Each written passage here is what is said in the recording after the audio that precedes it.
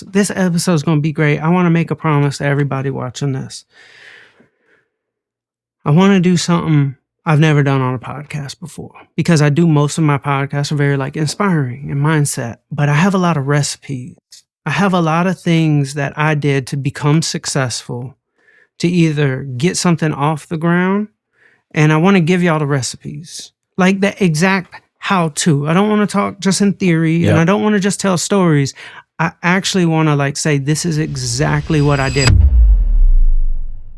I brought my notebook, and you brought multiple notebooks, just so we know we have multiple notebooks over here, okay? I think there's even a notebook from when I was in high school. Yeah. On the table here. So this is a combination between manifestation notebooks and also my strategy notebooks, and just how I talk to myself every day, because I would like to say, like, chasing a dream can be magical. Yeah. Or it could be a nightmare. Well, let's make it magical. Let's make it magical. Charlie Rocket back in the building. Thank you for coming back, man. We had to make this happen. For those who don't know, real quick, Charlie Rocket, you was in the music business, manager for 2 Chainz, left the music business at the height of your career, Grammy winning, decide to step back because you want to chase your real dream, and then you become a Nike athlete. You're doing all this as well while you have a tumor, right? And it's still there, right, if I'm not mistaken? But I think it's important to just say that thank you for coming back and doing this. Immediately when we did the first episode, we said we got to do a part 2, and we're doing this incredibly fast, because I think the audience really appreciated what you had to say, and I think there's just some more to talk about. But the first thing I want to ask you, the Law of 62. It came true from my podcast. Your episode was number 61. I did it on purpose to see what it would happen with number 62, and number 62 was Mike Karen. On that episode, it absolutely exploded the podcast. Yeah. And ever since then, all these episodes are getting a tremendous amount of views. There's a lot of visibility. Yes. How did you know?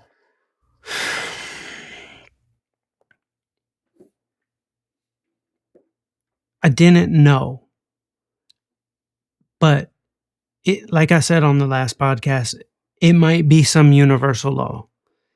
And the fact that it actually proved true again is just so much confirmation for anybody who's watching this, that like your dream is not as far away as you think. Like, if we really zoomed out and realized 62 episodes, things blew up for you. It's like momentum. Yeah. Where the gravity goes away and everything just gets faster and faster. It's just like the rocket ship going to outer space. At mile 62, there is no more gravity. In my career with 2 Chainz, with Travis Porter, 60-second song, we had top 20 records. There was no more gravity. It just took off. With Drake, who's maybe the greatest example we should all really be studying right now. Agreed. Because getting 62 songs out could take people 10 years. And it does. Or it could take 6 months. The reality is, it's not time that makes you successful. It's the pace. It's the pace. There are so many people watching this right now that might have a dream of becoming successful at this dream that was planted in their heart, and they know it's real, and they are trying to be consistent.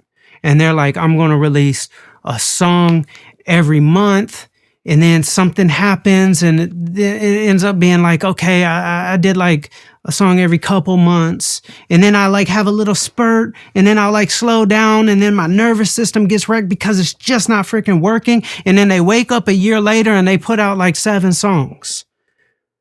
And then the next year It's a similar thing, and they're getting exhausted. Their nervous system can't freaking take it. Like, I need to win. When I was in my mom's basement, I was broke with $100 in my bank account, and I wanted to be a manager of a group. And consistency, everybody keeps saying, Charlie, you gotta be consistent. I don't have time to be consistent. I am broke. I need to get out of these walls. The word consistent needs to fly out of this room. There's only one way to break out of these walls, to break out of this prison of being broke. It's not consistency. What is it? It's tenacity. Okay. I don't have time to put out one song a month. That gets me to 12. Right. I need to get to 62, and I need to get there fast. I need to turn on the flame on the pot of water, and I need it to stay hot until it starts boiling. If I turn it on and then turn it off, it won't boil. Turn it on, turn it off, it's not going to boil. You turn it on and leave it on. Eventually, you'll get the first little bloop. You have to keep it on.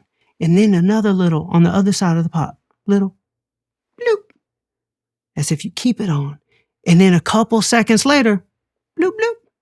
Then a couple seconds later, bloop, bloop, bloop, bloop. Couple seconds later, next thing you know, you're doing the same thing you've always done.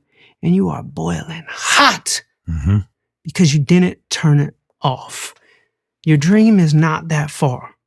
But consistency right now, it's not an option. It's tenacity. We're going to have to blitz. We're going to have to blitz fast. We're going to have to turn on the heat, and we can't turn it off. If we turn it off, we're going to have to start over. Okay. So you did 62 episodes. It took off. I hope that is hope for everybody watching at home, that your dream is just not that far away. Drake, 62 songs. In my career, for other people, it's different numbers. I looked at it earlier today. Sabrina Carpenter was right around 60, 70 songs. Yeah. When she took off. She was like 5, 6 albums in. That can either be the biggest dread of your life hearing that, or that can give you the greatest hope. If this is a universal law that when I get to about that 60th song, things get easy, well, how fast can I get there is the question, because nobody said it's years for it to get easy. Right. I said it's 62 songs to get easy. Right. Noah Kahan. I pronounced his name wrong. I apologize. I was doing a little research on when he became successful. Right there around that 60, 70 song. And it was a little TikTok where he said something about, it was COVID, but my mom told me to get on the plane. One of his lines. And it just took off. And it's like, oh, the man has a career. The man sold 350,000 the first week on his last album. Right. The man had the heat on and didn't turn it off. One of the things that I want to talk about with you on the how, because a lot of people talk about artist development. Okay. Yes. But what is the art of artist development? Okay. Artist development.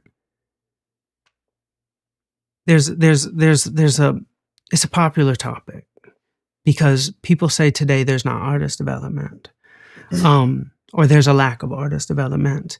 And what I would like to get across to everybody watching is the relationship between the artist and the fan. Right. Because there is a lack of that today.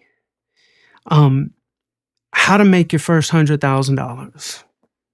How to have your first viral video. How to generate revenue every day without the use of a record label. If you're a manager out there, like, what can I do to run this as a business that doesn't rely upon a whole bunch of other people? Yeah. I want this thing to come back to giving the artists and the managers their power. You have a dream, you need to be driving your car. You don't need to be in the passenger seat waiting for a record label or waiting for somebody else. You might be an artist watching this and you might not even have a manager. Right. You might be a manager watching this and you might not even have a record label. Or you might be an artist who was successful with a manager and the record label has you benched. I need you to understand how much power you have. And it's time to look at this industry without the industry. Right. The industry kills so many dreams. And you don't need it. Yep. It's nice to have if they're focused on you. Mm-hmm. But the more you're driving your car, the richer you'll be, the happier you'll be. I heard a conversation earlier, and all I heard was anger. When I was in the music industry, I was angry. Yeah. Every day. Right.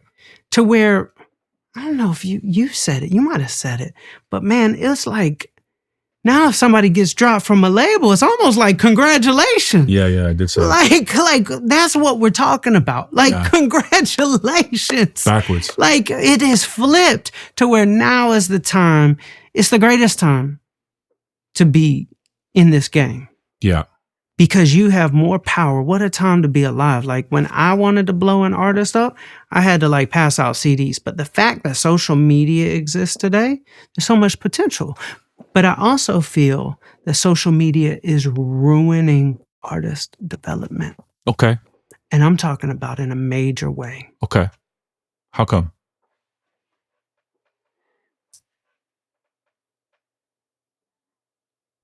Artists should not be influencers. It's taking the mystique away.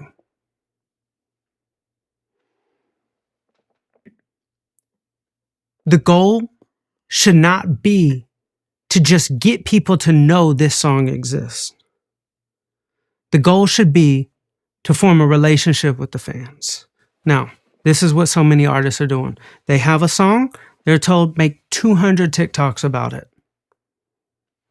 It works. You promote it constantly. You might get good at TikTok and it starts getting views. People come in, but once they click that follow button and they're watching you, you are pissing off your fans. They're like, I didn't sign up for this. Every video, you're promoting the same song. There's no mysteriousness. It's just one big, it's like a magazine full of advertisements and advertisements only. Like, I liked this song. Right. I hit follow. And now it's just you just doing gimmicky things to get more views. Yes, you might get more views and you might get more followers, but you're ruining the people who are inside of the experience. Yeah. If I were to have an artist today, I would separate it. Let's talk about that because I think a lot of artists and their managers, they are looking for that viral moment. Yes. And I think that's an okay thing to look for. Mm-hmm. But there are the do's and don'ts of a viral piece of content. Yes. Break down what that looks like, the do's and don'ts. Okay. The very first thing, let's talk about how to get a viral video. Please. And the do's and don'ts of your viral video, because you can have a video go viral and it be a don't. Right. Because you can ruin the entire superstar-ism of your artist. Mm. The goal should not be views. The goal should be fans. And you can ruin yourself with a video as much as you can make yourself. So let's break it down. There's a trend going on where this group, they take a water balloon, they throw it at somebody as they're on the street, and then they turn around and start singing. Okay. Got 10 million views. Okay. Got my attention. Song sounds good. I hit the follow button. Then I saw him do it like 8 more times. I'm like, I'm not a fan. I can't be a fan. I miss the days of where like artists were mysterious. Like, this isn't being an artist. See, humans and as fans, we have this thing called a worship gene. And we're waiting to worship something. It's what we do as humans. We're waiting for that politician. We're waiting for that next artist. We're waiting for maybe the religion or the spiritual part of our life. We're waiting for something to be like, this is what I'm subscribing to. I hit the follow button, I subscribed, but then you ruined it because you did that 10 more times, 20 more times. I didn't get to be a fan. What I would do, that stuff works. All the viral trend stuff, I would just never do it on my artist page. I would curate my artists as a Mystique, as the music videos, and I would cultivate that almost like it's a museum. That is precious. We have to protect our artist image. And in the era of social media, we are ruining that artist image. Why do you think we're not getting mega superstars anymore? All right, folks, we're going to take a quick break from the pod because if you are an artist or you manage artists, you already know getting music out fast and getting paid matters.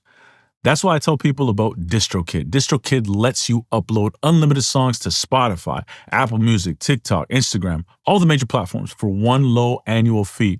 No per-release charges, no hidden cuts. You keep 100% of your earnings. And for managers, this is big.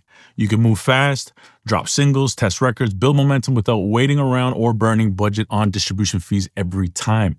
They've also got tools that actually help you grow, like automatic splits so everyone gets paid correctly, hyperfollow pages to share your release links, and analytics that make sense. Bottom line, if you're serious about building artists the right way, DistroKid is a no-brainer. Go to distrokid.com and get your music live today. The link is in the description below. If you're an artist, producer, or songwriter, you could be leaving serious money on the table. Every time your songs are streamed, viewed, or played online, it generates publishing royalties. But collecting these royalties globally means registering with over 100 societies around the world. Many artists never see that money. Cosign fixes that. Powered by Cobalt, the publisher behind Max Martin, Stevie Nicks, and Childish Gambino, Cosign registers your songs globally with a single submission, collects every cent you're owed, and even has direct deals with streaming platforms to cut out middlemen wherever possible to help you keep more of what you've earned. And unlike traditional publishers, Cosign is built for flexibility with no long-term commitments. Now, Cosign is a selective platform, but it's easy to apply and the application is 100% free. If you're ready to start collecting your global publishing royalties, apply today at the link in our video and episode description. And to learn more about how music publishing actually works, check out the TMP Publishing Playbook in partnership with Cosign across TMP's YouTube and socials.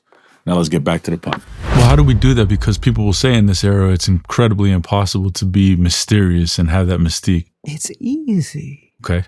Those viral videos, they work, and they work every time. Just don't have the artist do it. This is what I would do if I was an artist. I would have my page that's mysterious, and I would still have it go viral. And we're going to talk about like how to make a viral video in a second. Right. But I would have a separate page that's almost like a fan page. And I would have my friend and or an engineer, anybody, an influencer friend, it doesn't matter. And I would have them duplicate viral videos using my song. Want me to show you an example? Interesting. Yeah, please. All the cheesy stuff Please. works on social media. Just don't have the artist do it. Stop making these artists cheesy. But have it used in their song.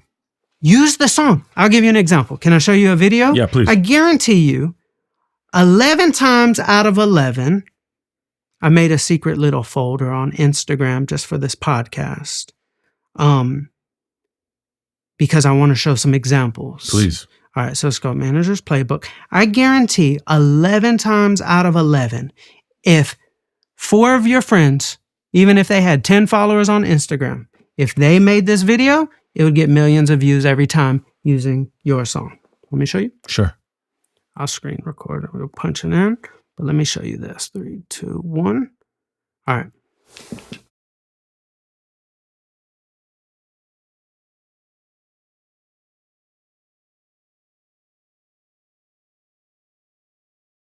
Yep. It's a big one. What I want my rapper, We'll put a singer, frame. We'll put a frame and then we'll show it in the podcast. beautiful. Like we'll cut it in. Would I want my artist jumping around on a treadmill? No. But his fan page could do that 50 times a day. And it'll work every time. I would take every viral cheesy video that exists, because it's going to work every time. That's the thing about these viral cheesy videos. That's why you see these artists do the same thing over and over, because they're like, oh, it got 5 million views. I need to do it again. I need to do it again. I need to do it again. And yet you're ruining all the people inside of your fan club. They're like, oh, this guy, he's not even a star. He's just looking for more views. But imagine if his fan page did that. Right. And did it every day, because the goal isn't to see my artist on that treadmill. The goal is to get the song heard. And you just put on there, what's that song? Everybody's wondering, what's that song? Put it on the fan page and spam it. You could take 200 videos of the same song and do it on the fan page. But we have to start protecting our artist's image. And that doesn't exist today with these influencer type artists. So let me ask, sorry. Yes, sir. Let me just ask a question here. Are you saying to take that exact same video and repurpose it on a fan page with the song of the artist that you're representing? Remake the video. Remake it. Get your friends. Got you. Remake it. And you could do this with every weird, gimmicky, all the gimmicky videos that you see artists doing. What's another example? Let's see if there's another example. Let me see.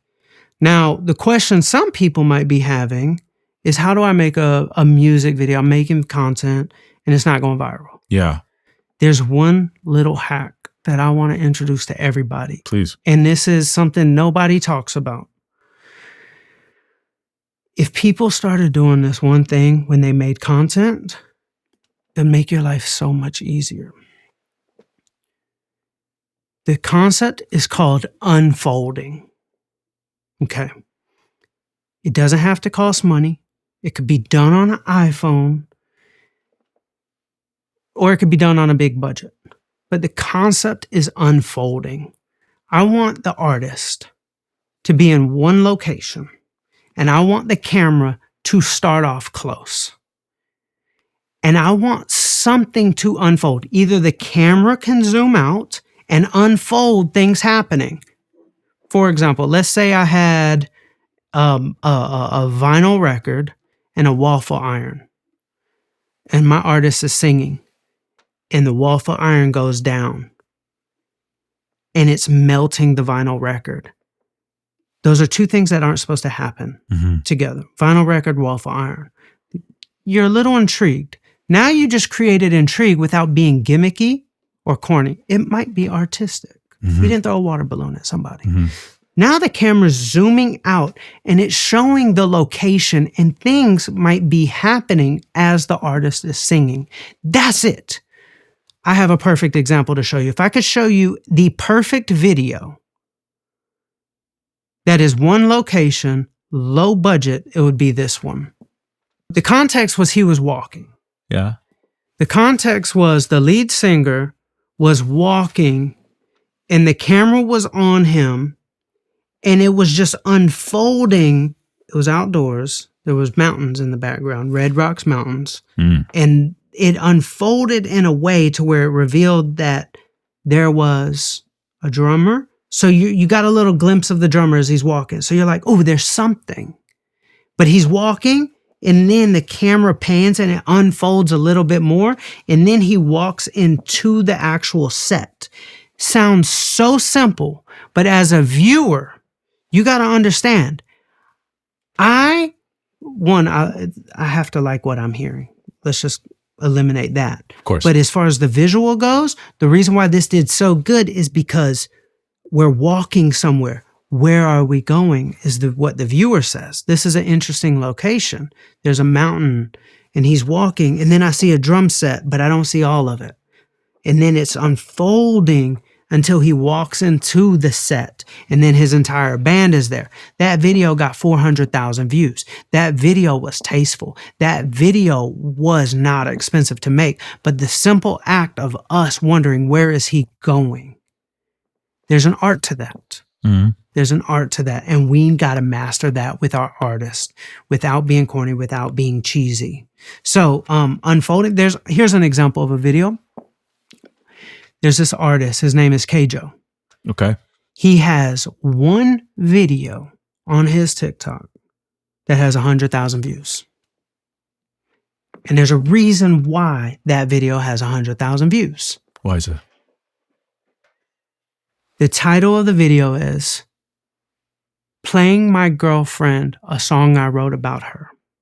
That's the title. The camera is here looking up. You see a little bit of his face and you see a sliver of her. So you have this visual of he's about to play his girlfriend a song. You see her, so you know she exists. That's important. You got the title, and what are we waiting for as the audience? We're waiting for her reaction. So what does he do? Does he start singing immediately? No. It's 7 seconds of strumming first. Like he's like kind of like tuning the guitar a little bit. So now we're waiting. We're not just waiting for a reaction. Now we're waiting for the song. I read the title. I want to see her reaction. Now I'm waiting for the song. And now the song is about her. So it's like, oh, is she going to like it? Is she going to hate it? He's playing the song, beautiful lyrics, amazing song. And we waited all the way to the end. And that's why it got 100,000 views. It unfolded. There was something to look forward to. That is not complicated. But if we start understanding that we don't have to throw water balloons and ruin our fan base, instead, we can understand the audience wants something to unfold. Give them a little bit of something to watch to the end. These are simple things, but we have to start taking it serious if we're going to make superstars. The important part about that is you don't need the record label for that. No. This is an incredibly small team. Yes. I love to get into that, being able to maneuver. Mm-hmm. What does that look like to maneuver? Yes. With a small team, and how actually beneficial is that? So I always recommend this to people, like, do not aspire to be a cruise ship, be a jet ski. The Titanic sunk. There's a reason why the Titanic sunk. Okay, why did the Titanic sink? It couldn't turn fast enough. We all will die if we cannot maneuver fast enough. We're sitting around trying to have too many people to get something done. I want to be a jet ski. How do I become a jet ski? Well, who should we talk to first? Are we talking to artists or are we talking to managers? Let's talk to the artists. Let's talk to the artist. If I'm an artist today, first thing, I need to know how to record my own music. Take a week and figure it out. Absolutely. Like, you need to be able to sit in your bedroom and get to work. Because remember, the goal is to get to 62. Right. Is this going to be expensive and take a very long time? I need an engineer. I need a studio. No, you don't. I recorded our first 62 songs in my mom's basement with a $100 microphone and a quilt hanging from the ceiling. Grandma's quilt. It was dusty. I recorded on GarageBand. Guess who the engineer was? Charlie Rocket. Me and one of my artists, one of the members of the group, Travis Porter. We used GarageBand. I used Auto-Wah. I moved Auto-Wah all the way up. I just messed around with it till it sounded good. Yeah. It's not rocket science. And you could watch YouTube. But if you could just figure out how to make yourself sound good first, you could be a jet ski. You need to be able to go to work and go to work every day, or you're not going to get paid. Mm-hmm. If you work at UPS and you don't go to work every day, 8 hours a day, they're not going to pay you. Right. It's not rocket science. Right. Have you ever watched a valuable episode and wished that you could have a one-on-one conversation with the guest yourself? Well, this is exactly what I've built for you. Introducing the Manager's Playbook Marketplace. This is a platform where you can book private conversations with industry experts featured on this podcast. I'm talking about Charlie Rocket, Chris Anacute, Nick Ruff. These are real people, not some AI avatar. These are actual people who've helped shape massive careers, created leverage, and found real paths to cut through this business. You come in with what you're trying to figure out, get real perspective from someone who's actually done it, and after your conversation is done, you get a post-session summary with key takeaways, recommendations, and clear steps so you leave with an action plan, not just a conversation.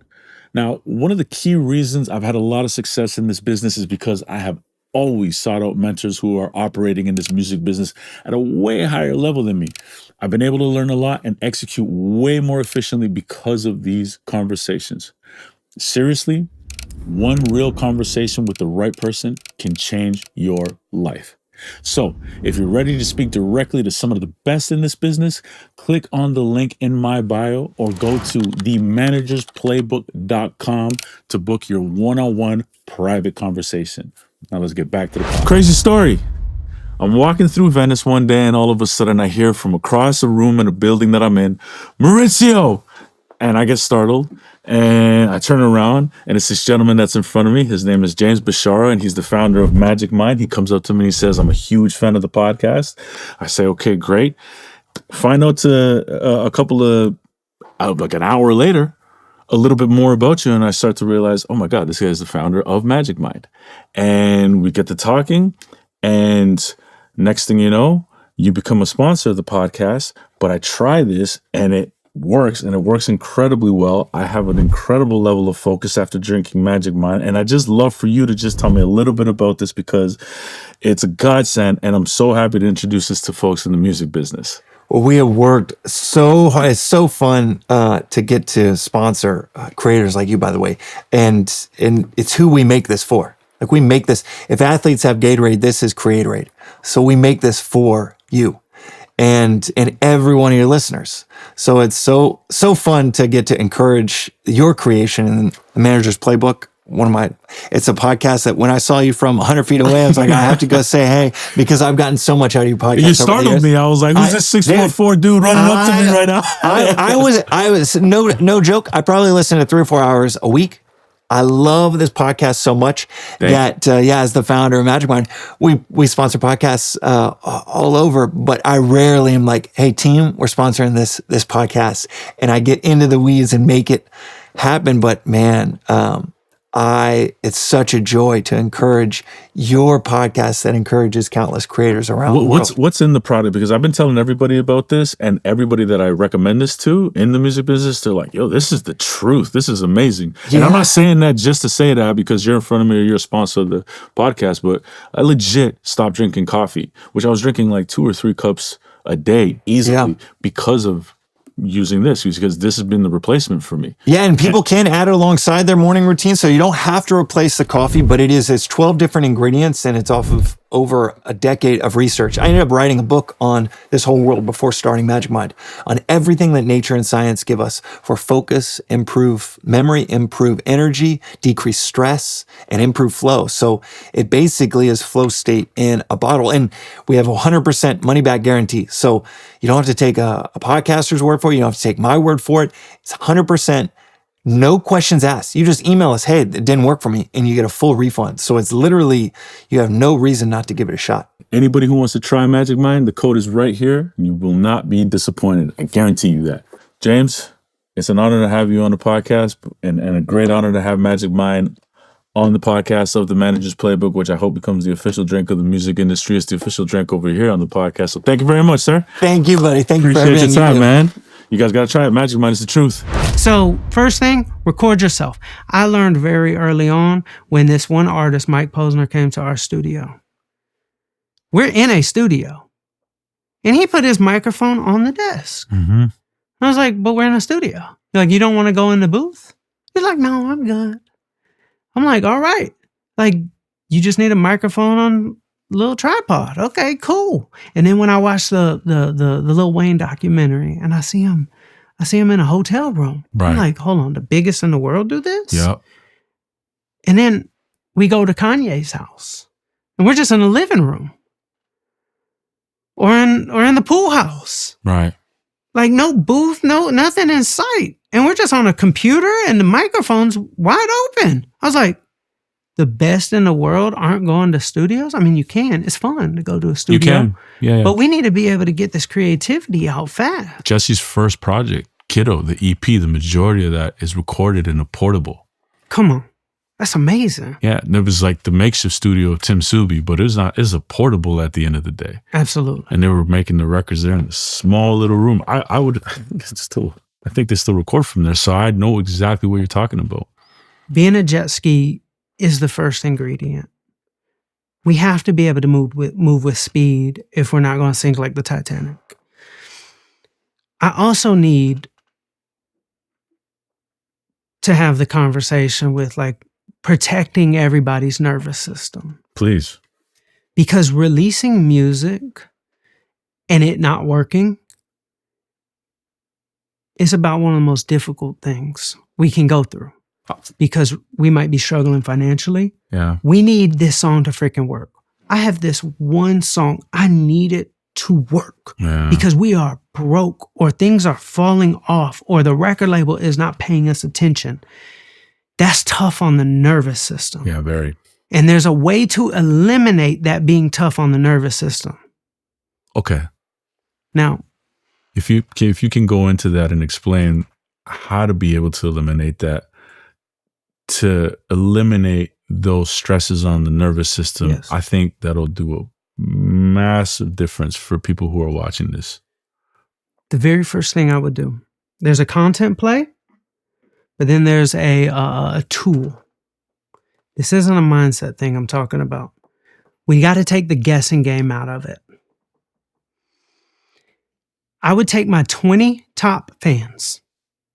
Even if you only have 20 people total as fans, it doesn't matter. I'll take my 20 top fans and I would put them in the app Untitled. There's an app where you can like upload your music. It's like where, you know, like amongst your team, people can like listen to music, not on a public server. It's a private little server, right? I would take my 20 fans and I would let them be in there because I don't want to guess what a hit is. That is tough on the nervous system. I'm guessing what people are going to like. We think we're experts. Right. We're not experts. Right. The biggest songs that ever took off for us were songs I never even thought would take off.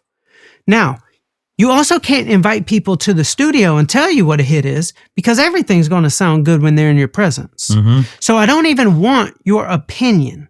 Get rid of people's opinions. I don't want the opinion of those 20 fans that are listening to our music. I don't want their feedback. What do I want? I want their patterns. When there's 30 songs in Untitled, undone, unmixed, doesn't matter. And those 20 fans get the notification that a new song was uploaded and it's good. They get in the car and they play it. Then they played it 4 more times. Yep. And then every time for the next week that they get in the car, they played it 4 more times. It's on repeat. In the Untitled, you'll be able to see the plays. Most of the songs average 200 plays after a week. But there's this one song that has 900 plays. Right. That's patterns. Patterns don't lie. People's opinions, they lie. Patterns don't. If somebody gets in the car 4 times in their day and they put this on every time, that's going to add up. Yep. Do you know how much time and money and nervous system that saves us? Cost us nothing to invite those 20 fans into Untitled. Cost us nothing when I got out of the studio and I uploaded and I'm looking at their patterns. There's always an outlier. If you worked on 3 songs tonight, absolutely. If there's one song in that Untitled, you now know the song you're supposed to release. Yeah. That saves you so much heartache. The second thing you can do this with content, and I do not know why artists don't do this. I do not know why record labels don't do this. It confuses me to this day. It's the simplest, easiest thing you can do, and it's a win-win-win situation.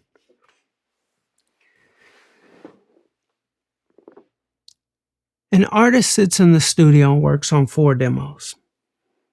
Just hooks. Just riffing on the guitar, riffing in the studio, made hooks to 4 different beats. At the end of that studio session, that artist can make the fans so freaking happy. Saying, I recorded these 4 songs today. 5 seconds of this one, 10 seconds of this one, 10 seconds of this one, 10 seconds of 10 seconds. Which one should I finish? 1. If one is overwhelmingly, like in the comments, you might have people who are like D, A, B, C, or D. D, everybody's like D.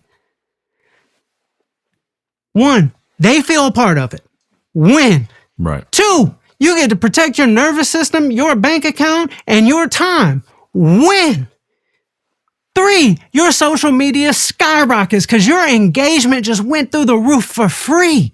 They felt a part of it. Now imagine if this happened every day. Right. Imagine you're in your bedroom and you worked on 4 demos a day and it was a daily practice. Which one should I finish? And the fans are just like, I was a part of it. Now they feel like it's not your music, it's our music. Yep. This costs nothing. The goal is to take the guessing game out of our releases, so we can protect our nervous system. Because when we release a song, we are technically guessing and or hoping that people are going to love this. And I'm about to make how many videos? I'm about to spend how much on this mix? I'm about to invest all this time. And when you do all that and it flops, you're like, oh, I can't keep doing this. Like, you start fighting with your team, money's running out, it's just no momentum. Versus, imagine you already know the patterns and everybody loves it. You get momentum fast, you get momentum for free, and you create more stickiness with your fans. Those are 2 small hacks. 1, put all your music on Tidal with your 20 top fans and look at their patterns. 2, after each little song you record, ask the fans to vote for which one you should finish. Mm-hmm. Look for the outliers. The outliers, those are called hits. There's a reason why people get addicted to those and play them over and over and over and over. Everybody will listen to Drake's album at least once, top to bottom, but there's going to be a few songs that they listen to 200 times. We need to know that before we go spend all this time and money. Right. I don't know why nobody does it. Well, so to your point, I think, if I'm not mistaken, there is an example of that. And somebody who was doing that on TikTok was Somber, I believe. And he became a nominee for Best New Artist at the Grammys. Yes. So I believe he took that approach. Don't quote me on that. We're going to have to double check on that, but I'm pretty sure. The other thing that you're talking about in terms of getting the data and going into Untitled with the fans. Yes. Brilliant idea. Yes. Here's the other part of it though. Okay. If you did already release music and you're struggling and you're trying to regulate your nervous system and you got 10 songs, say on DSPs, on Spotify, the exact same thing that you're talking about, listener to stream ratio.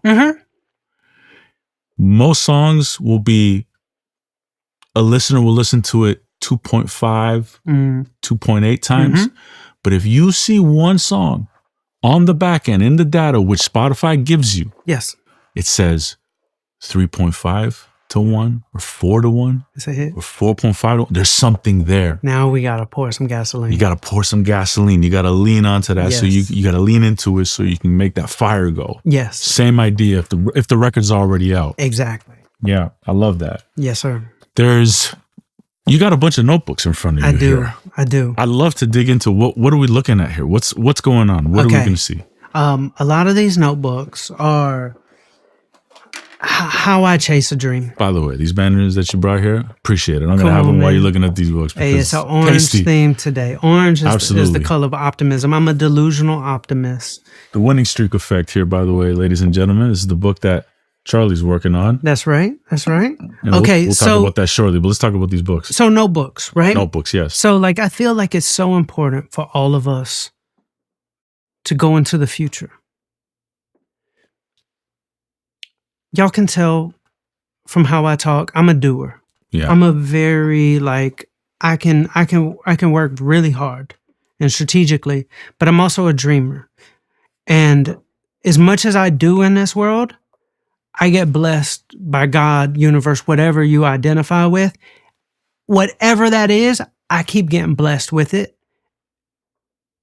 And I believe that is something we can all do. There's a lot of magic out here. For example, if there's something that lights your soul on fire, it's for a reason. We're all called to this for a reason, and we have to find out why. I'll give you an example. So there was a lady, she's not an actress, she was a TV show host. And she read this book called The Color Purple. And it just lit up her soul. She was called to it. It was like It was like her soul was screaming at her. And she was like, I heard they're making a movie about this. I want to be the lead actress in it. This is a story about Oprah. And she's like, her soul was called, but she's never acted a day in her life. But her soul was called to this, just like all of our souls were called to this music thing. And so she went to go audition, hasn't acted a day in her life. She auditioned.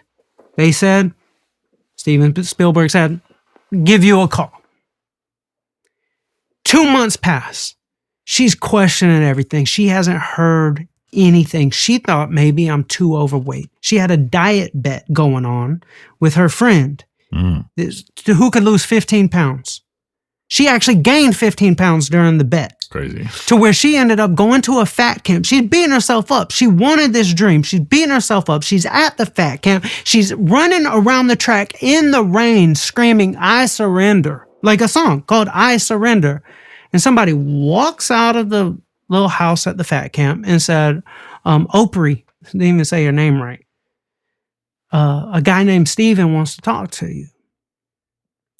And so she's thinking to herself, oh, he's going to put the hammer down. Like, he's going to tell me I didn't get it. She walks in. Steven Spielberg's on the phone. He says, Oprah, I heard you're at a fat camp. She said, yeah, I'm trying to lose some weight. He said, if you lose 1 pound, you might not get this role.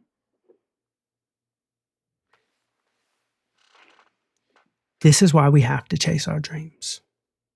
She gained that weight when she was supposed to lose weight during a diet bet. But yet she gained it for a reason by the universe. She got the role. She was the main actress in The Color Purple. And guess what the husband's name is of her? She's the main actress. The husband's name in the book, his name is Harpo. That's Oprah spelled backwards. It was always meant to be. She was always going to get the role. This was designed by the universe. If there is something that lights your soul on fire, it is for a reason. You just have to get crazy enough to believe in the future. I'm at the coffee shop. There's a kid washing the window, and he looks so distraught. I said, what's wrong, JM? His name's JM. And he's like, man, I shouldn't be here. I was like, what do you mean? He's like, man, I have a dream. Like, I'm a music producer. I'm working the second job. I'm sitting here I just shouldn't be here. And I knew what he needed in that moment. I said, okay. Let me try to turn it around for him. We need to talk about the future. So I was trying to think what to think about. I said to him, have you ever seen Diplo come in here? Because Diplo, electronic music, he produces electronic music. He said, I've seen Diplo a couple times. I said, listen, Diplo's going to love you. Diplo's going to work with you. He's like, he started getting excited, talking about the future. The reality sucks. The future, it's an amazing freaking place. I was like, yeah. So next time Diplo comes in here, you're going to talk to him.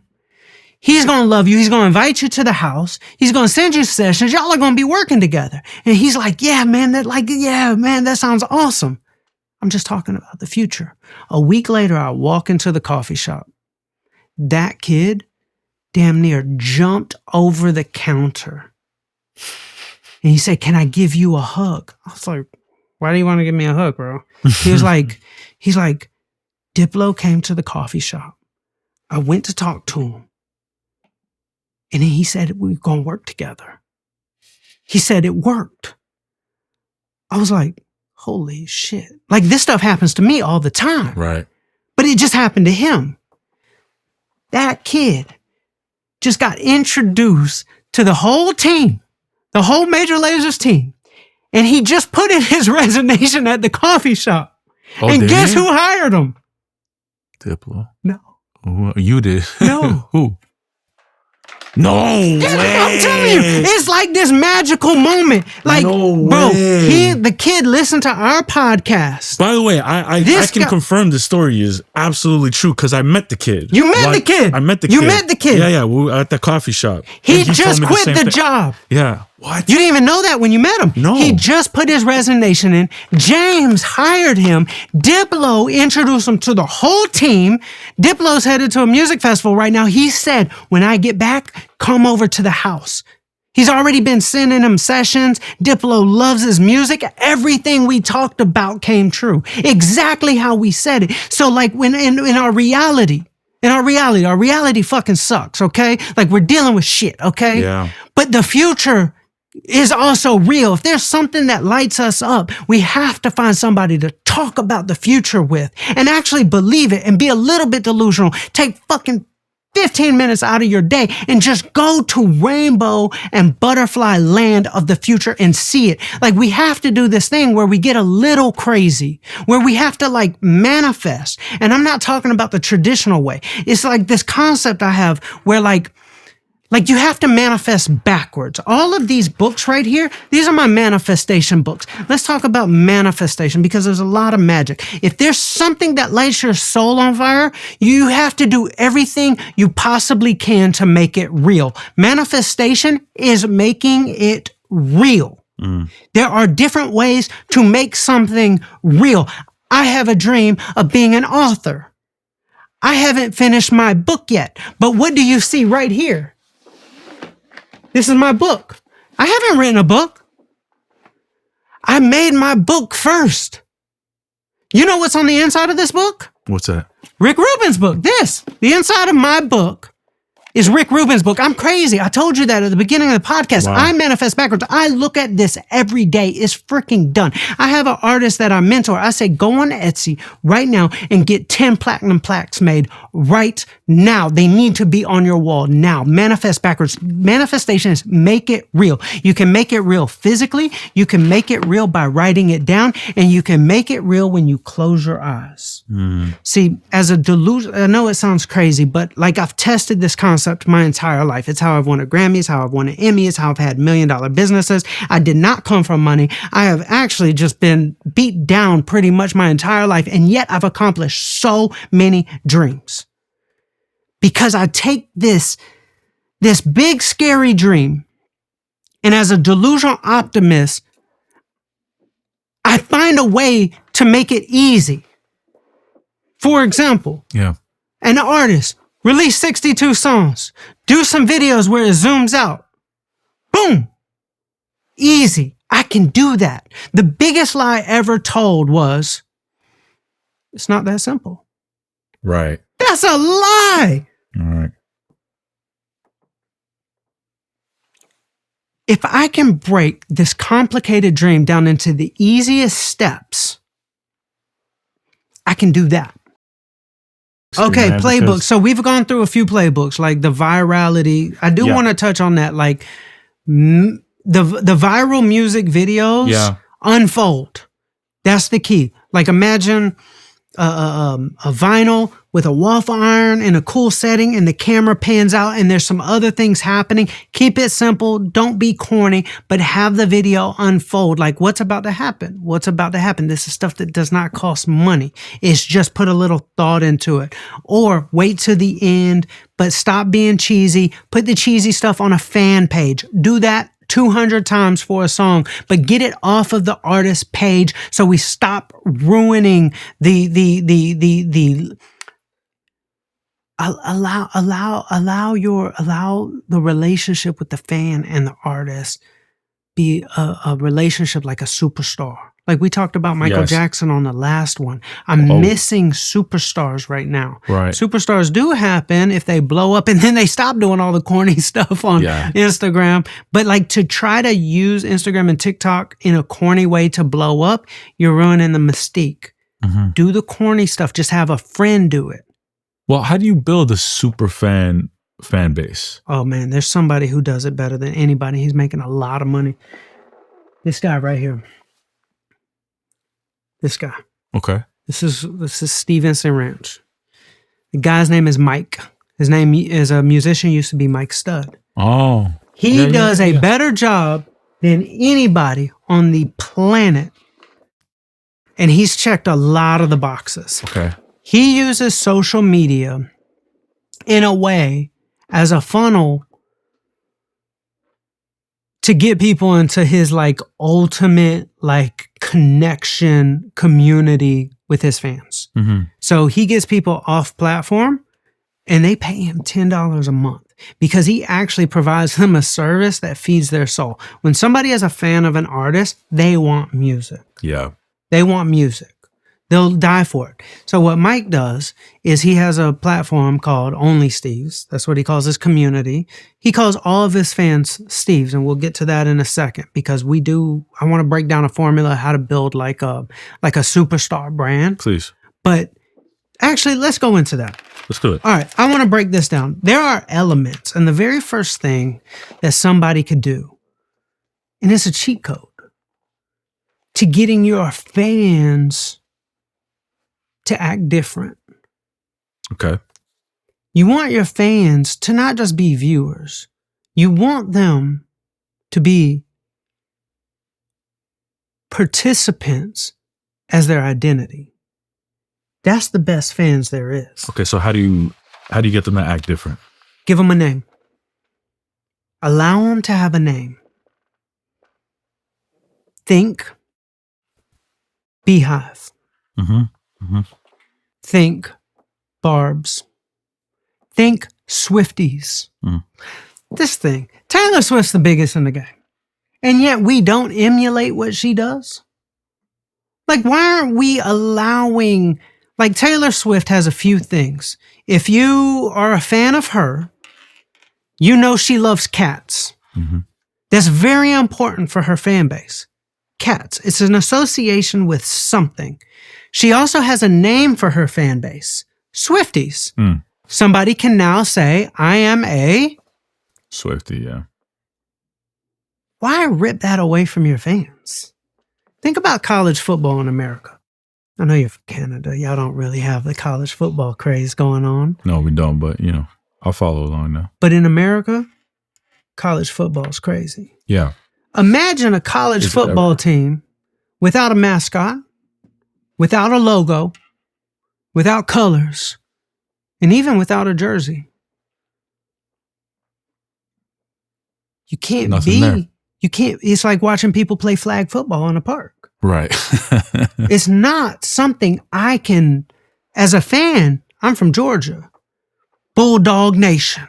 It's us versus everybody. Mm-hmm. You can't have us versus everybody unless you have a name and an identity. Right. You want your fans to be like us versus everybody. So give them a name. Cost nothing. Allow them to feel a part of that club. That's simple. That's the first thing. Let's write this down. So building a superstar fan base and actually developing a superstar, there is a formula, and very few people check all of these boxes. The thing is, you don't need all the boxes. But the first thing you need is you need a name for the fan base. The second thing, own a color. Right. If you own a color for a project, it makes it way more fun. You see me doing it with the orange. Yep. My fans love it. My wallet's orange. My phone is orange. This is orange. You saw an amazing redemption story with Charlie XCX. Yeah. She had the lime green. Yep. Do you know Toby Niwagwe? Yeah. He's got that green color too. Oh, he just switched to the peach. Oh, did he? Okay. Oh, no, it's a big deal. It was like, but everything was mint green. It was meant to be. It had all these little catchphrases around it. Now he just went peach. Own a color, own a theme, every music video. It allows your fans to be like, this person really put thought into it. It's just a color. I mean, and everybody's going to always go back to be like, well, you're Canadian, you're going to say that. But I mean, Drake is owning the color blue right now. Absolutely. Iceman. The ice concept. Do you know how fun that is for us as a fan? Yeah, exactly. It's so simple. Everybody's a part of it. How much does it cost Drake to just come up with the concept of ice? Nothing. Right. It's not a big budget to just, we're going to ice everything. Obviously, it turns into things that cost money. But 2 Chainz, when we did Pretty Girls Like Trap Music, his most successful commercial release, everything was pink. Pink. It's fun. You think about Channel Orange. Like if you just own a color. Charlie XCX. She's got the lime green. Yeah. Own a color. Tiffany blue. It's just if you own a color, it makes it so satisfying for your fans. And it actually makes you look like you put thought into something. So own a color. Also, simple things, own an emoji. Allow your fans to just comment the emoji. Young Dolph had the dolphins, would comment under all like Yo Gotti's posts. Like it was like his little beehive, like dolphins, or you can own a number. 1017 or 1900 or you see what I'm saying? Own something. You got the rocket emoji. I got the rocket emoji. Yeah. I've activated Rocket Gang to go comment on people and I had 2,000 comments under their post. Like Rocket Gang activated. That makes it so fun for the fans. So you can own an emoji. You can own a color. Another thing is an accessory. You want this to be something that is so consistent that somebody can almost dress up as you for Halloween. Right. For example, the Migos became extremely recognizable That's a good point. because of round sunglasses. Anna Wintour, the big glasses and the bob. Very important. If she didn't have the big glasses and the bob, honestly, would not know who she is. Yeah. I learned this early on being Soulja Boy's cameraman. We're in Little Rock, Arkansas. His song was taken off. And we're walking in the mall and nobody recognized him. I was like, why aren't we getting stopped for pictures? He said, watch this. Pulled out his white glasses that said Soulja Boy on and put them on. Next thing you know, we're being chased. It was the glasses. It makes it's not necessary. You don't have to do every one of these elements. Yeah. But these are the little cheat codes to build a star. You see what I'm saying? Yep. So an accessory, own an accessory. For me, you'll always see me in a varsity jacket. Always.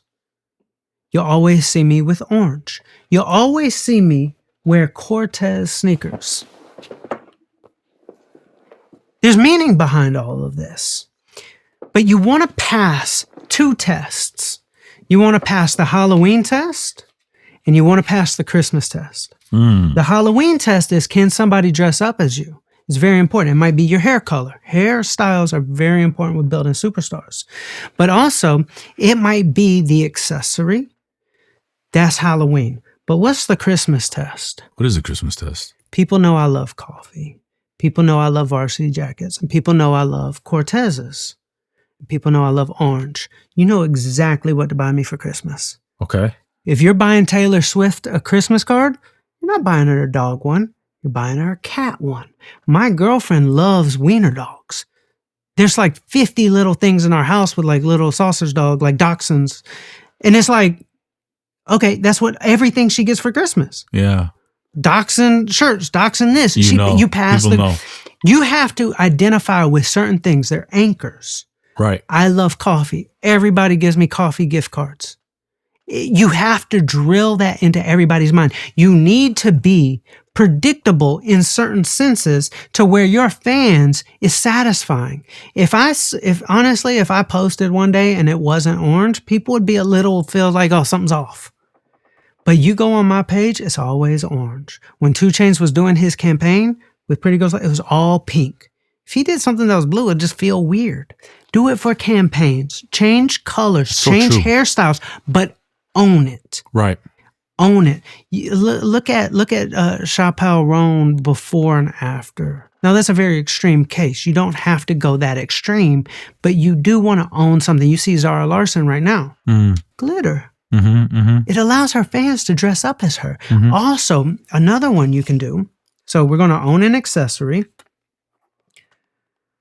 You can own a style. So these are things, a checklist that you could fill in your own blanks. We'll put this on the screen. So own a style and stick with it. Don't confuse people. The Migos stuck with it. 2 Chainz stuck with it. You even saw when Future went into the fedora phase. He stuck with that for a while. That was a chapter. You see him now with a whole nother chapter of blonde curly hair. Right. So own a style. The next thing, I need you to own a catchphrase. Now, I want you to think about wrestlers here. It could be a catchphrase or it could be an ad-lib. It's wearing the NWO shirt last time we were talking. Exactly. Talking my language here.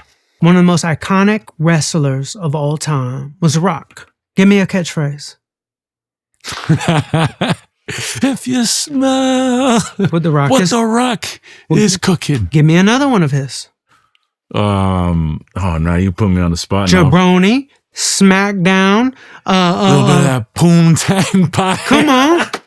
He had catchphrases. Yeah. As a fan of The Rock, can you go act like him? Absolutely. Yeah. It wasn't his outfit. It was just some black shorts. No, he didn't have the outfit. He had the catchphrases. Now, he also had the people's elbow. So you have and your he's special the people's move. champion. He's the people's champ. So now you have. So then. And you know what else? Try and guess what the other one is. It doesn't matter. Exactly. That is so important for entertainment. Do you have to have it? No. But let's take my artist, 2 Chainz, for example. True. Yeah. Yeah. I mean, Justin Bieber just had it on his biggest song, Yukon. Right. 2 Chainz is Adlibs. Right. True and yeah. 2 words. Yeah. True, yeah. It's like that allowed people to be fans. 2 Chainz. On Shebang, this Migos Mama. Yeah, Mama. Yeah. Very important. Mama. So create these things and own them because as fans, it makes it really fun. Yeah. You see what I'm saying? Mm-hmm. These are elements. If you did 3 out of these, you'd be ahead of the game. Most people don't have any of these. Most people aren't naming their fan base. They're not owning a color. They're not owning an emoji. They're not owning an accessory. They're not owning a style. They're not owning a catchphrase. Okay, go on. No, let's continue. What were you going to say? I was going to ask you, what are your thoughts though when an artist is listening to this and saying, I don't want to do all this stuff. This stuff sounds corny. You don't have to. Okay. You don't have to. Okay. Drake doesn't have these. You don't have to. Drake doesn't have a name for his fan base. He would change hairstyles and he would have outfit, themes. But you don't have to. He's not doing all of them, but he's doing a couple of these here. I personally, if I was building a new artist from scratch, I would do all of them. Yeah. Because it makes it really fun for the fans. Right. Allow the fan to have an identity. I remember when, I was a kid and I was a fan of G-Unit. I had a scooter. I put G-Unit on it. It made it fun for me. I was a little white boy from Atlanta. It just made it fun. If you removed the label G-Unit, right? It was more like a club for us as fans, or Taylor Gang. It made it fun. True. I'm like that's really fun. Being that little white kid and being able to be a fan of I'm in Taylor Gang. I have my Taylor Gang shirt. It's my jersey. It's like we were talking about the football team. Yeah. If you don't have the jersey, you don't have the mascot, you don't have the logo, you don't have the catchphrase, I'm an Atlanta Brave. We even have the song. Oh, that's the best part of the whole game. Go to the game. We got this ritual that we do. Imagine, you could even take it to that level and give your fans a ritual to where at the show we do this little ritual. It's like this, right. Or own a number, 316. I remember when Trippie Redd came out, I remember seeing the comments. It was just this number. What was the number associated with Trippie Redd? It was 1,600 or something. Okay. I just saw thousands of comments. Everybody was commenting. That was his little club. Why some artists get away from it, I'm not sure. But these are elements. And if you think about the greatest brand ever existed, you would think people would try to emulate it. But there is the most well-marketed brand in the history of the world. And it's a place. It's called America. Now, America is a marketing engine, and it has a lot of the elements that, honestly, people should take note from. It has catchphrases. Land of the free. It has icons, American Eagles and American Pie. It has a song. We sing it before every game. It has its colors. It has its symbols.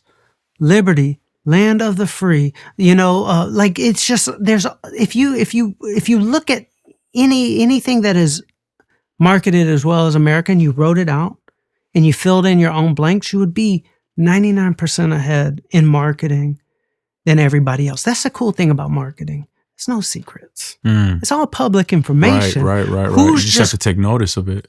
If you You could change your life in a matter of months if you started this one practice. You took anything that was successful. It could be a video on social media that went very viral. And you pulled out a sheet of paper and you drew a line down the middle. And on the left-hand side, you wrote out why that video was successful. What was the intro? What was the next thing? What was it about? And you had this entire list of why that did so good. And then on the right-hand side, you filled in your blanks of how could I do that? You know who did this? He became the biggest actor in the world. At the time, he owed the IRS $2.8 million. He was a rapper. The government seized his house, seized his cars, and he was going broke. And he wanted to become an actor. This is Will Smith. Right. His girlfriend told him, you need to go get around some good energy. He went and started hanging out at the Arsenio Hall show, where actors hang out. Benny Medina saw him there. Benny Medina had an idea for a TV show. He said, I want to take you to Quincy Jones's house. Quincy Jones said, I want you to audition right here in this living room at this party. Cleared out the living room, made him audition. The man's never acted a day in his life. Right. Right there in that living room, he auditioned. Quincy Jones got on the phone, called his attorney. His attorney was in a limousine, drew up a contract in that limousine for Fresh Prince of Bel-Air. Signed Will Smith. Will Smith has a Fresh Prince of Bel-Air and said, I want to become the biggest actor in Hollywood. So he got with his agent, and what did they do? They looked at the most successful movies of all time and said, what do they all have in common? And they identified three things. They have special effects, they have creatures, and it's a love story. All Will Smith's first movies that blew up had all three. How many times are we scrolling through Instagram and never even take note of why that did so good? I'm a scientist when it comes to why do people like that so much? I pull out my notebook and I extrapolate. I transcribe. Let me show you. I got it here. Like I even study my own videos. And I'm like, why did that one do good and this one didn't? Mm-hmm. And I'm breaking it down. Yeah, what are some of those videos? So, I'll show you.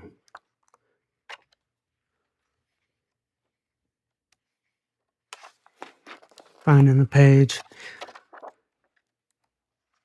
No worries. It might not be in this one. But the long story short, the greatest tool is understanding simply why things work, because it's all public information. There are no secrets in this industry. Mm-hmm.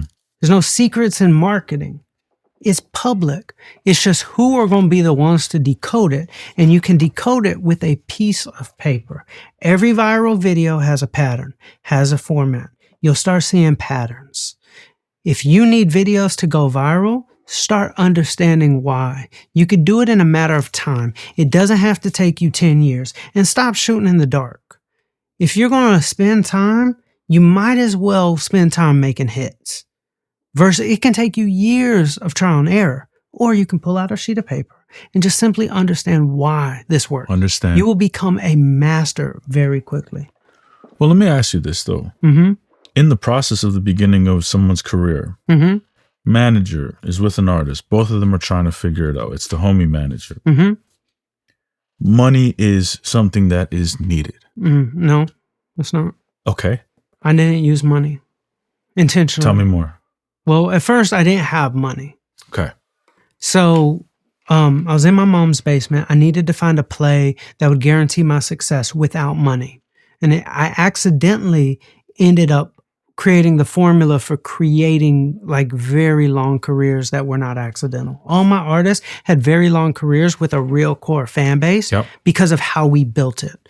My first group, Travis Porter, $100 in my bank account, and I needed people to know they exist. And the only resource I had was time. I didn't have money. So Right. it wasn't an option. Because nobody's waiting for you guys. No, Right. exactly. So what I did at the time was I realized if I talked to 10 people, I got one to stick. Well, that's exciting. Because if I talk to 100, I got 10 people to stick as fans. Now, talking to people is just very important. They need to know we exist. So a lot of people, they try to rely upon virality to get the stickiness. I like doing both. So I took to MySpace. This is at the time. And I would leave 1,000 messages a day. Okay. And I would have a certain number. This would take me 8 to 10 hours. It would just be my play that I ran. It cost me nothing. After about 5 months, we were fighting for the number one spot on the MySpace unsigned charts with YG. It was always Travis Porter and YG, all because I would leave 1,000 comments or 1,000 messages a day. And it was like very just every day I had to do it. I had to get out of my mom's basement. We're releasing music. I'm sending messages. If I talk to 10 people, one stuck. Now, I'm not saying like check out our music. I might be saying something that really grabs your attention. It's not like, oh, like I would love your feedback. Like, no, been like hottest group in Atlanta. They're blowing up. You got to check them out. Or I would say things like, oh, like, I saw your friend follows us. It's like she loves our music. I thought I would just reach out and say hi. She's like, oh, my friend, I'm going to go check it out. So it's like, Smart. it was just messages. And then I transitioned to CDs. I would pass out 1,000 CDs outside of clubs every single night. It was simple. It was not complicated. And it's like, I walked out of, there was a girl that walked out of the club one night and she's like, Charlie, like, you've given me 8 of these already. I was like, take 9. And she's like, Nice. she's like, why do you want me to have a 9th one? I said, listen, like, this is the only thing I know how to do to become successful. I look at it as like a spiritual act to come out here and pass out CDs every single night. I am running a play. I am not being smart. I have to give you this CD. I want to be successful so bad. She said, give me a handful of CDs. She started passing out CDs with me. Oh, wow. I did that all the way up until having the number 2 song in the country. And a DJ walks out of the club. The song is A Ladies. Travis Porter, okay now ladies, big song, number 2 in the country. DJ walks out of the club. He says, Charlie, you have the number 2 song in the country. Why are you still passing out CDs? I said, I have failed so many times. If I stop, I am afraid I will fail again. And when I signed 2 Chainz, we passed out CDs every single night. I am going to run this play. I am not going to sit around and be smart. I am going to identify the play that's going to change my life, and I'm going to do it. If I have money, like I'm going to do it with my book. Do you know what the play is going to be? What's the play? I don't know why nobody does it. There's Barnes and Nobles all over the country. These are people that like books. I'm going to have a street team hit the cars every day for years. Hit the cars? Hit the cars with a little flyer. I'm going to make a little flyer that folds that looks like a book. You open it up and it's going to look like this, but it's going to be on every car. You can hit a whole parking lot of Barnes and Nobles in 30 minutes. So you can hit every Barnes and Nobles in the city for probably like 6 hours. But like, I'm going to pay somebody. But like, if I can't pay somebody, I'm going to do it myself. If I'm broke, like making a flyer and hitting the cars, these are people who buy books. I'm going to sell 20 million books because I'm going to have a street team. Now, of course, we're going to go viral too.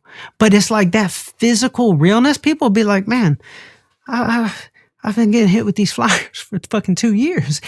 Familiarity. Yeah. You're going to know that this book exists. Right. People need to know you exist. But I believe in starting small in a neighborhood. It's very powerful. People are always worried about virality. I'm an internet guy. I helped Soulja Boy create virality. I've created virality for all my artists. I've created virality for myself. I've taken all these same strategies and I've applied them to myself, a manager. And now I have 9 million followers and I've built movements. All this stuff works. But the physical aspect is just as important. We talked about on the last podcast, does Michael Jackson need Instagram to be famous? If I signed Michael Jackson right now and we were putting out his first project, I would have him have an Instagram, maybe. It wouldn't be necessary. I would use other people to create virality for him so I could protect his image. I need him to be a star. I need him to be a Mystique. I need people when they see him to scream. People scream because it's rare. It's exciting. I miss those days. You can create all the virality in the world if we just separate. Imagine Michael Jackson throwing the water balloon at somebody. Imagine Michael Jackson being like, new song out Friday, every video.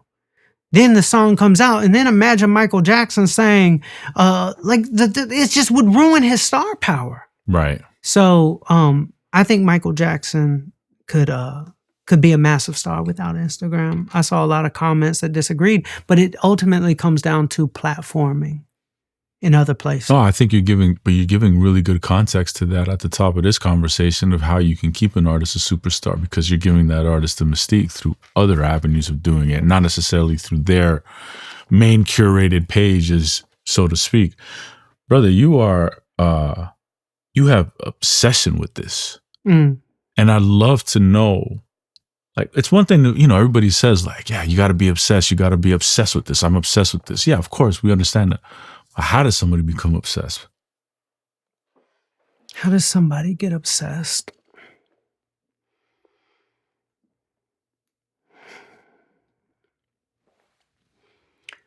Obsession. How does somebody get obsessed? What would you say? I think you got to do the thing that innately feels like you are meant to be doing this thing. If you don't love making music, if it's not something inside of your core that says, I need to make music every single day, this is a part of my being, I think that's obsession. I think if there's something that is constantly on your mind, you have to go and do that thing. And then there's this idea, it's like, well, that's too risky. I'm like, I think it's more of a risk if you continue to do the thing that you don't love doing and you die a very slow death. You might be alive and walking in this world, but you're a wandering generality in many ways. So you got to go and take that risk, because if you really do love something, let's say, for example, for me, this is the most aligned I feel in my career. Podcasting, content, right? With the music business, building this platform. Education in a different way, because I think, for me, I wasn't the greatest student in school, but I fucking loved what I loved. Yeah. Right. And so I said at one point, and I was saying before that I've been thinking about doing this podcast for 7 years, but the truth is I actually did a trial run 10 years ago. Really? Got a bunch of content that I shot with a bunch of artists from Toronto. I never put it out. And so I've been thinking about this idea, about talking about the behind the scenes of the music business, because I've just been obsessed with this idea. And I'm like, I have to fucking do this idea. I have to do it. I think we came down to it. How to get obsessed. It's easy to tell somebody, be obsessed. It's a very important ingredient. But the process before being obsessed, I think obsession is a byproduct of imagination. Okay. Tell me more. The question is, how do you have an imagination? You saw this podcast. Yeah. That's called imagination. It didn't exist. You saw this vision. We say, you need to have a vision. Somebody at home is thinking, how do I have a vision? Right. Okay. There's a couple tricks to having a vision. Okay. What are they? Okay. The very first one, if you want to unlock your vision, which we're going to change the word to imagination. The very first thing, sit on the floor. The last time you had an imagination as a kid, you were sitting on the floor. You got a little bit older. You started sitting in desks, and reality started setting in at school. And then you got a little bit older. You started sitting at work. But sitting on the floor, we had imagination. So first thing, make that a little like safe place. Like we're going to go into our imagination. I'm going to pull out my notebook, and I need to imagine things. What do I see? If I close my eyes, do I see something? What do I need to exist? What needs to exist in order for me to feel fulfilled? Like we got to spark our imagination first. If there's something that sparks in our imagination, we then can see a vision. And if we see that vision clear enough, we can get obsessed. If the vision is blurry, obsession does not exist. Let's be clear about that. Obsession cannot exist if the vision is blurry. So obsession is a byproduct of vision. Vision is a byproduct of imagination. Imagination is a byproduct for me of this childlike energy. So there are steps to activate the imagination. In order to activate my imagination, I need to sleep quite a bit. Right. Imagination turns off when you're exhausted and beat down to a pulp. You cannot see the future. You can only see your reality when you're exhausted and beat down to a pulp. So rest. The second thing, find proof that you're winning. And there's proof there.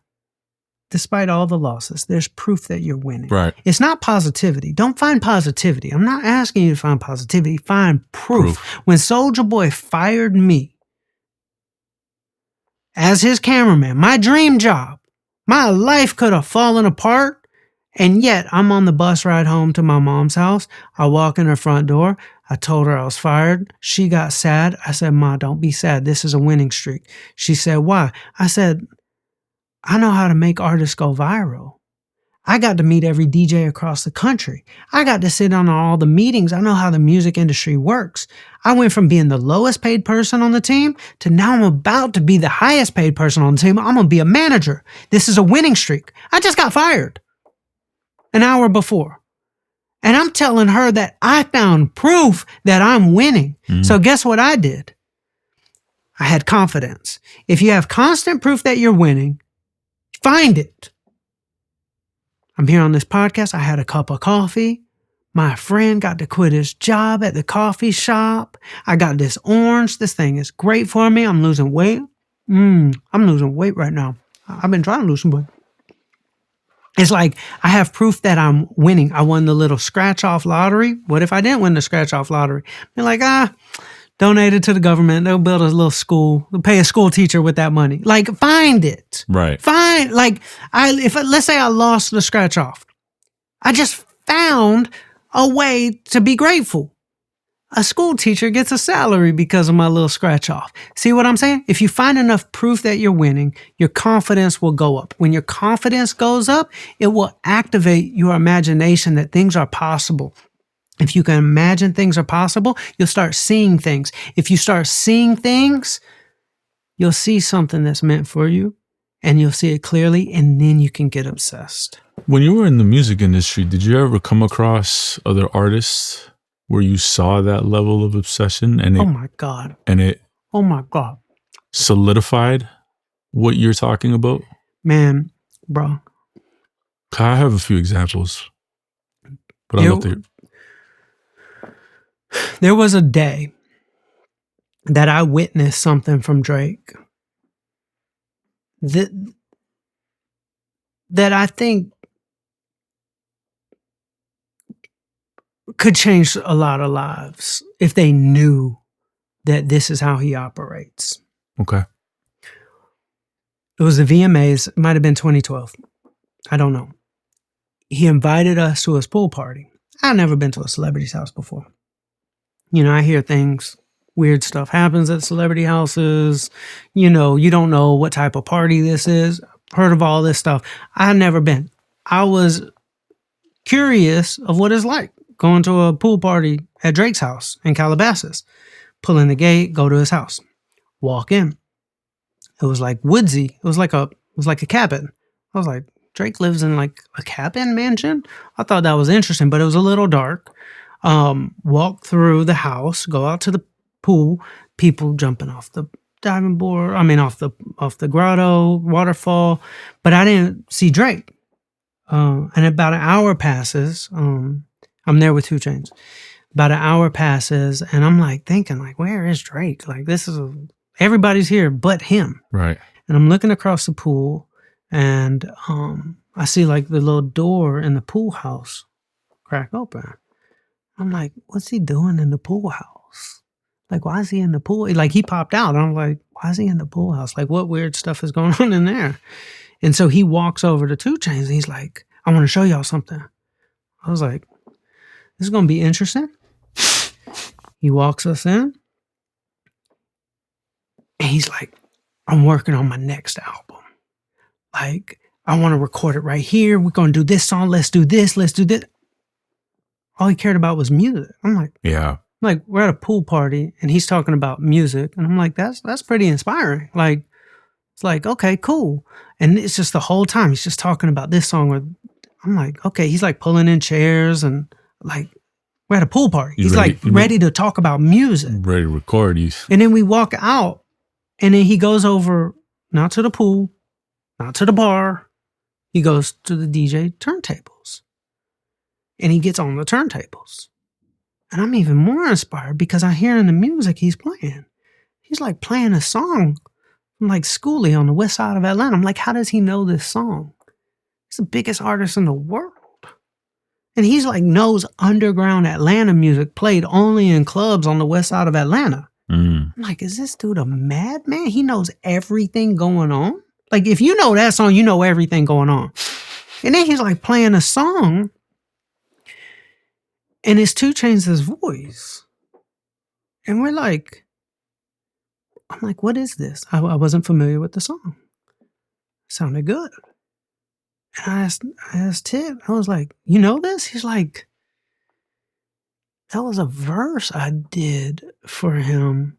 Like, we give lots of verses to him to see what would possibly make the album. He's like, that was a verse I did a while ago. Man, Drake took the verse, turned it into a whole song for A$AP Rocky. I love bad bitches, that's my problem.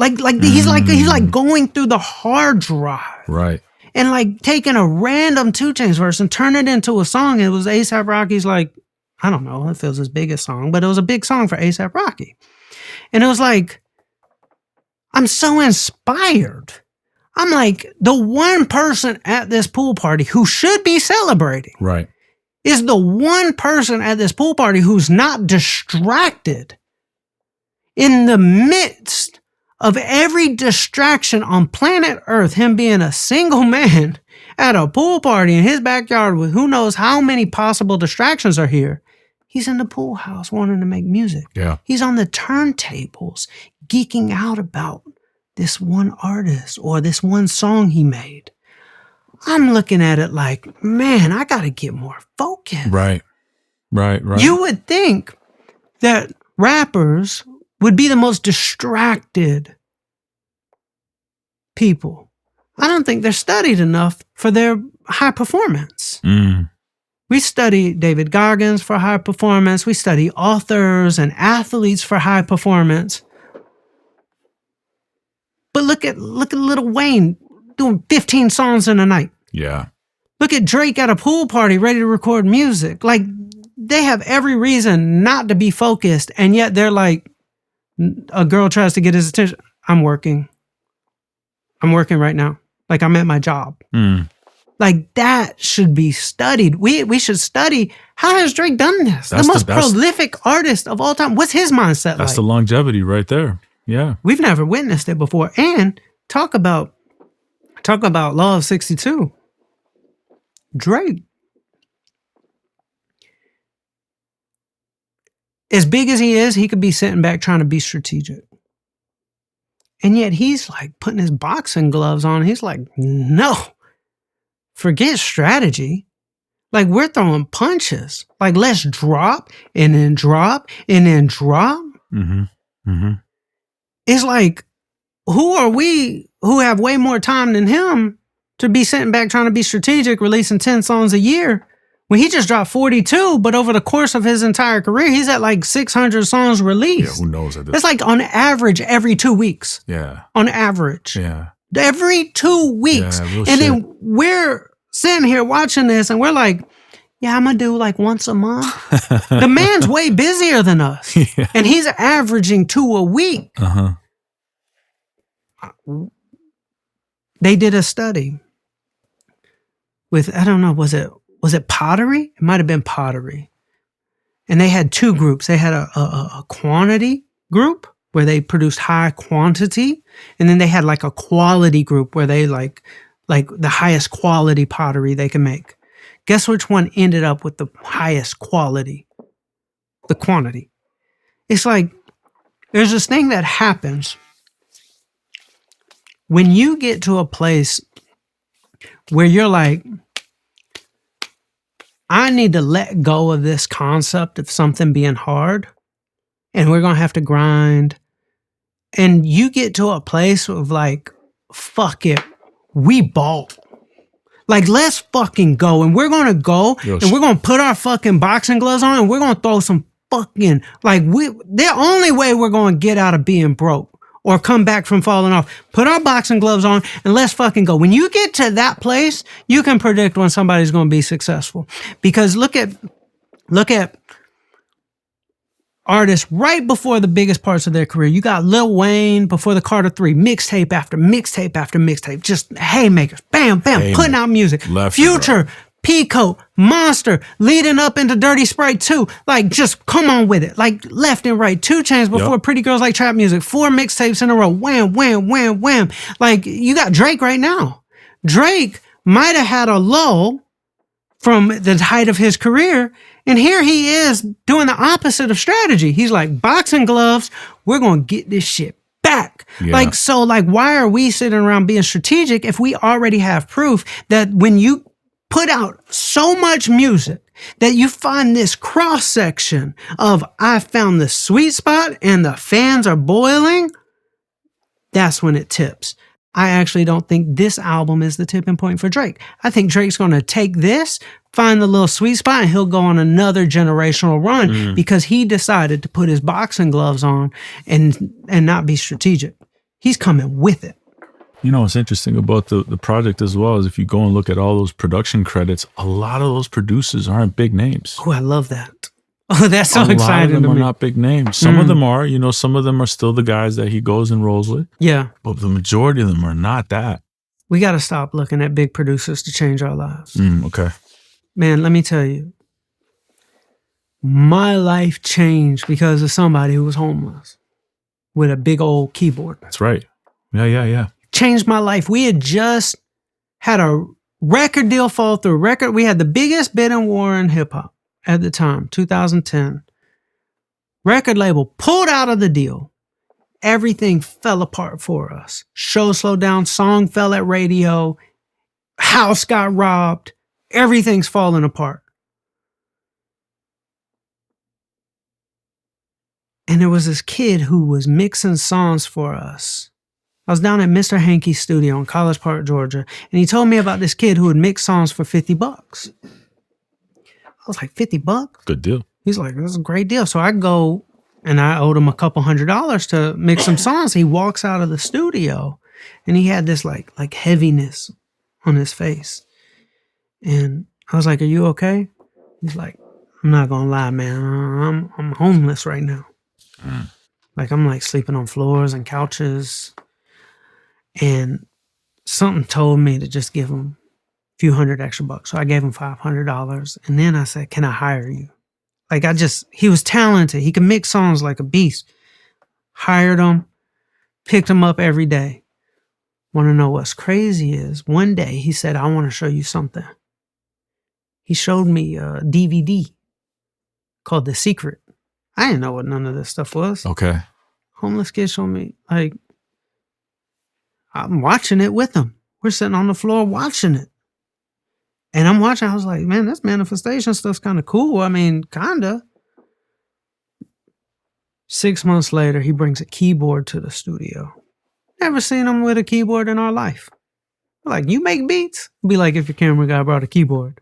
Be like, bro, I know you. Like, you're my cameraman. You got a big old keyboard. Like, you can't make any beats. Man. He said, man, I'll make beats. I said, man, make a beat. Bro, one of the first beats he made. I'll play it for you. Right there, we had a little studio in a old chocolate factory, about the size of like a holding cell. It was a little house on the side of the road. Grandma's quilt hanging from the vent hood. He's got the keyboard in there. And he made this beat right here. Make It Rain. Top 20 record in the country. Big tune. And then he made another beat. Wow. Right after it. Literally right after it. Like on the same day? Come on, man. Bring It Back. Another top 20 record in the country. Okay. The record label who pulled out of the deal, they signed us again. And then he made a beat called Bring It Back times 1,000. And it was this song right here. Hey ladies, number 2 song in the country featuring Tiger. He went on, that homeless kid who brought the keyboard to the studio that changed my life. He went on to discover Post Malone and signed him. So it's like the producers that have changed my life. Yep. He was homeless with a keyboard. Bankroll Fresh, another one of my artists. His cameraman walks in the studio with a beat. 300 million streams on Spotify. 2 Chainz' comeback. After his second album, going into Pretty Girls Like Trap Music, unknown producer named Buddha Bless His Beat, just in the studio. He's actually one of Travis Porter's friends. Travis Porter never really recorded to his music. Okay. But he's in the studio, plays a beat with a little flute. Next thing you know, 2 Chainz and Drake. Big amount. It was like Buddha Bless His Beat took off. 2 Chainz' career again went into his biggest season. Like, there's so much magic that's around you that we don't always need to look up to the big producers. Yeah, it'd be great to have a beat from Metro Boomin. Yeah. But there might be somebody sitting right beside you that can bless you and you don't even know it. Give them a chance. Do you have to, because I hear you talking about, we talked about Law 62 off the top of this podcast, right? We're talking about songs here, right? Is the suggestion then to put out track after track, or are we talking EPs? Are we talking albums? What are we talking about here? I hate EPs. You hate EPs? I don't know if I hate EPs. I don't think artists should do EPs. Ooh, I don't know. My artist kind of broke with an EP. That's okay. Okay. I'm different. You are different, sir. I look at it like this. I like singles and I like albums. Okay. I like projects. Right. It could be a short album, 11 songs. Okay. I don't like 6, 7 songs. So you still believe in the album, though? I believe in the album. I think it's so critical because you can create a world for the fan. Okay. Okay. The reason why I like a lot of singles and then go into a project is because you, as the artist, for that project, you can make an entire theme. You can make it fun for your fans. Think about like Gucci Mane. He would have like East Atlanta Santa or like Burr Print or like Ice Age. It's just these fun projects, right? That make it really fun for us to subscribe. This is going to be a small chapter of this artist's career. It's going to be a color. It's going to be a name. You might have a new ad-lib. You might have a concept. You might have a sound for that project. But as a fan, having a full project is the most important thing that you can do as an artist, because a fan is waiting to find an artist that they can worship. They might have heard your song on social media or through a friend. They go to your page. If they listen to 3 or 4 songs, they like them, it's really good. But you don't become a legend in their eyes until you have a classic album. Right. I think today, people are really making a mistake by doing too many singles, not enough projects. Imagine an artist that had like 90 singles and no classic album. They're not a legend. You become a legend when you have a project, top to bottom, I'm sold. That's when you become a legend. So why rip that away from yourself? Right. You drop a project where somebody puts it on top to bottom, they're like, oh my God, I'm subscribed. I'm damn near locked in for life. There's this artist named Bozzy. Big fan of Bozzy. Love it. He had an album called Cosmic. I'm still a fan to this day. Because of one album. Not because he put out 50, 60 singles. Still do that. But put the albums in there. And when I say I don't like EPs, let me explain why. When an artist releases an EP, especially if they've leaked one or two songs off of it leading up to it, it comes off as lazy. I was ready to fully subscribe. I was ready to turn on that worship of like, you worship Drake because of like Take Care was a project. It wasn't lazy. I didn't listen to it in 25 minutes. I was able to spend 60. It was a project. That Take Care. How many songs were on the original version of it? I know the one they put out commercially, they removed Oh, you're talking about So Far Gone? Yeah, So Far Gone. It's probably like 17, 18. 17 songs. Something like that. That is how you become a legend. Yeah. Why rip that away? There are a few things that are going to change our lives. There's going to be a hit song and a classic album. How do I increase the chances of having those two? I didn't say EP. I said his song and classic album. Nobody's walking around here talking about, yeah, that Young Jeezy EP back in my day. No, they're talking about Trap or Die. It was a project. Top to bottom, So Far Gone. Take Care. It's an album. Increase your chances of having a classic album. Why even play small? EP is small. I made a big book for a reason. It's time to go big. I'm not saying it's impossible. There's lots of ways to drive home. It's not just one road. This is just my opinion. There's two things that change an artist's life. So why do anything else? A hit song and a classic album. So the idea then is to, because I think the conversation in this day and age is your attention is being so many distractions. Yes. Me as a new artist, I'm going to put out an album. Who the fuck has the time to listen to a new album from me if I'm a brand new artist? So is the idea then put out singles. 100%. And then once you get a song that starts to really skyrocket. That becomes your single for that album. For that album. And then hurry up and do another one. The year that changed my life. Is the album repackaged from other singles or it's... No. Don't ruin it. Oh, Lord, please. Stop ruining the experience. If I've heard 3 or 4 songs already, have one on the album. And then maybe add one as a bonus track at the end. Be like, bonus. But don't ruin the flow.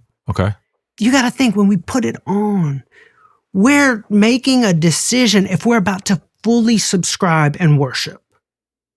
You keep hearing me say that. That's what fans want to do. They're trying to make a decision. Am I going to fully subscribe and be like, this is my favorite artist and I'm about to make an investment into my identity. I'm going to tell everybody. We're ready for that. It's just artists rip it away.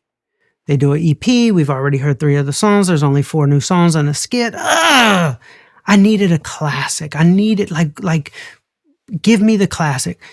If you're not on the road every weekend, you have time to record more music. Yeah. Don't be lazy. Give us a 12-song project. Even if you're working, even if you have a job, you still have time. You still have time. You can wake up earlier. You can stay up a little bit later. You can work on music. Yes. Yeah. So that would be my advice. That was a great question, by the way. I appreciate it. I got a couple of those. You do. I think I'm loving this conversation. I could keep going. No, please. We have to keep going, bro. We're going to keep going for a little bit more. We have to. Sure, I'm not walking out of here until everybody has everything they need. I mean, there's been a lot of great information here. But one thing I want to ask here, and this is specific for the managers, because it is really hard in the beginning for a artist manager trying to break their artist. People say the quote unquote manager who's green. Some people call it the homie manager. Yeah. At the end of the day, a manager is making at most 20%. Yes. So in order just think about that for a second. If you're making 20%, if you want to make, or even just call it easy math, let's call it 10%. Your artist needs to make $1 million in order for you to make $100,000. Mm-hmm. Okay. Okay. Or if you're doing 20%, $200,000 on that million. Yes. If you're broke, as this manager is, yes. How do you get to that first $100,000 for the manager? Meaning the artist has to get to $1 million. I'll take you through my process. Please. Okay. I was in my mom's basement.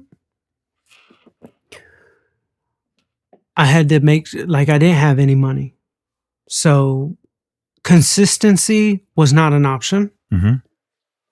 I had to take a 10-year game plan and get it down to 9 months. And I'll tell you what I did.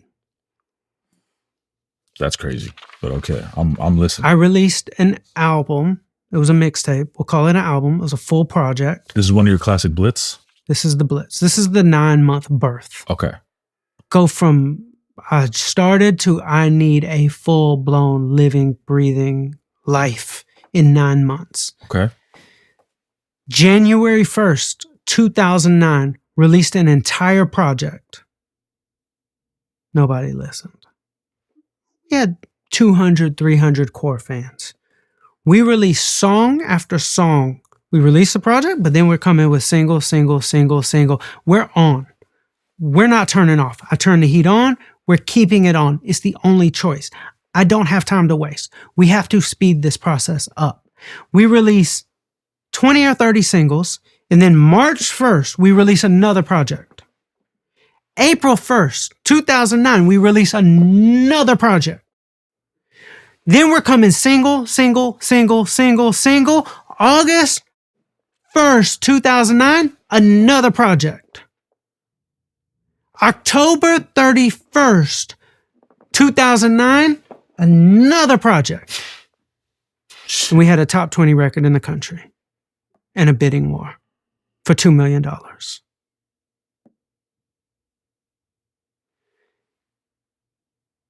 I had a thing I did, and it was like not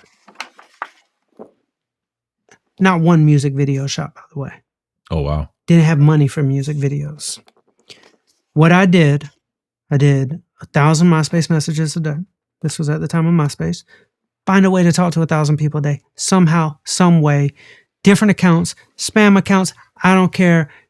People just need to know you exist. Be tactful with it. Don't spam people. Make it sound like y'all are popping. Okay? Cool. Fake the funk. I did that every day. That's what I could afford. Putting out music without music videos, I can also afford that because we're recording on GarageBand. We're moving fast. We got momentum. We fed full projects. But I also did this thing called the In Real Life Playbook. Now, if you know from our last conversation, we talked about boiling a pot of water. Yep. I feel that's very important because there's the internet, which is like a big ocean, but locally, these are real people. And you can freaking get hot where you are, and that means a lot. Having a city that's hot is very doable. And I would do this thing where for those who don't know, just real quick, if you can, Yes. in 60 seconds, tell me the boiling pot theory. Okay. Boiling a pot of water theory.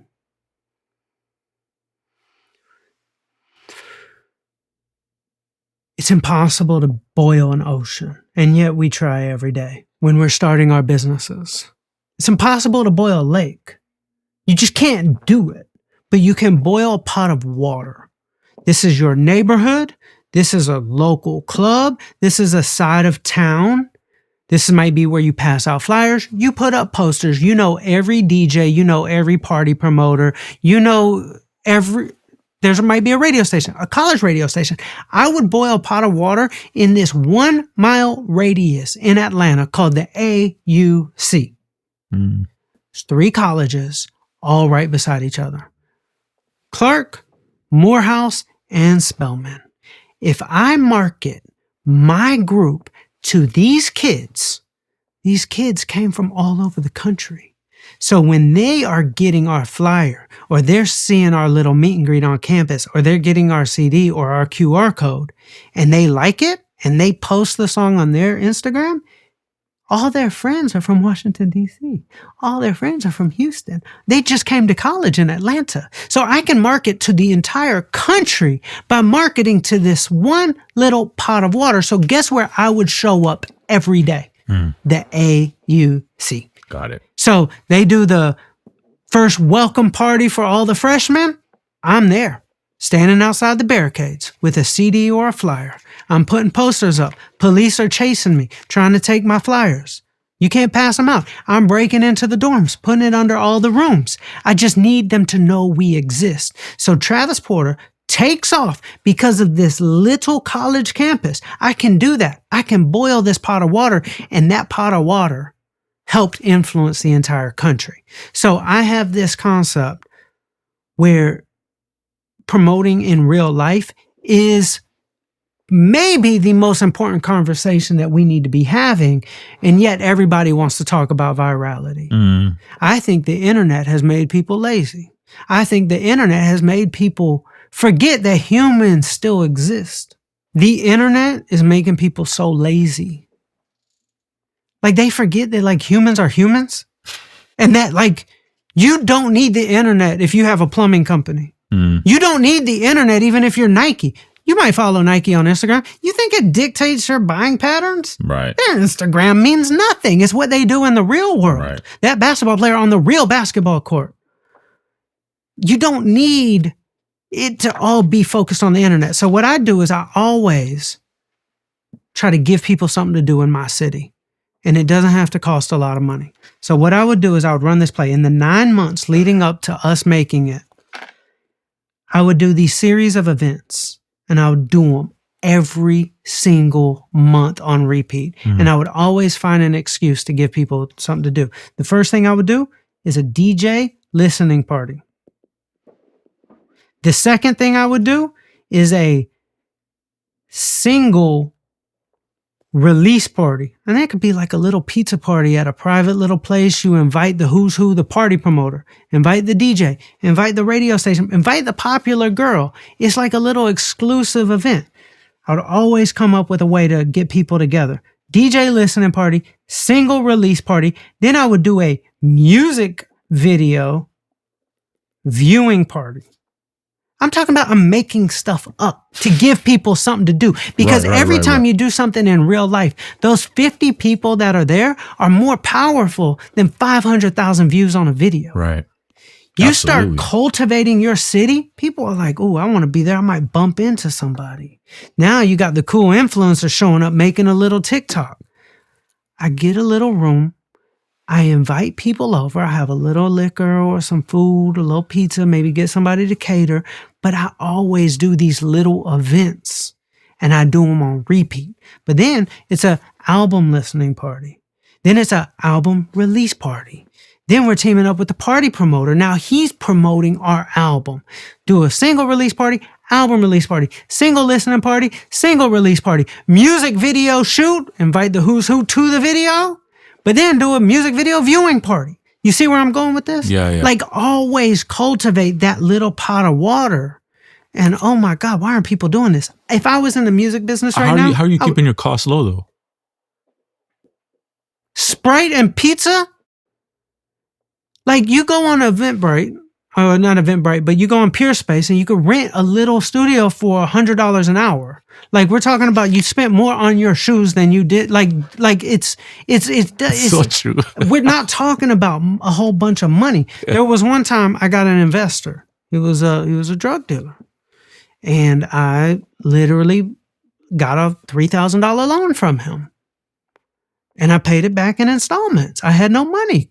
It was like, no, I use that money to pass out some CDs. I use that money for the little events. I'm like, this stuff works, but we have to be 3 pillars.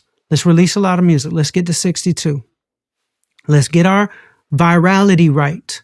Let's not be corny. Let's protect the artist. Let's have a video unfold, and let's do that for all the songs. Doesn't have to cost a lot of money. And then let's be in real life.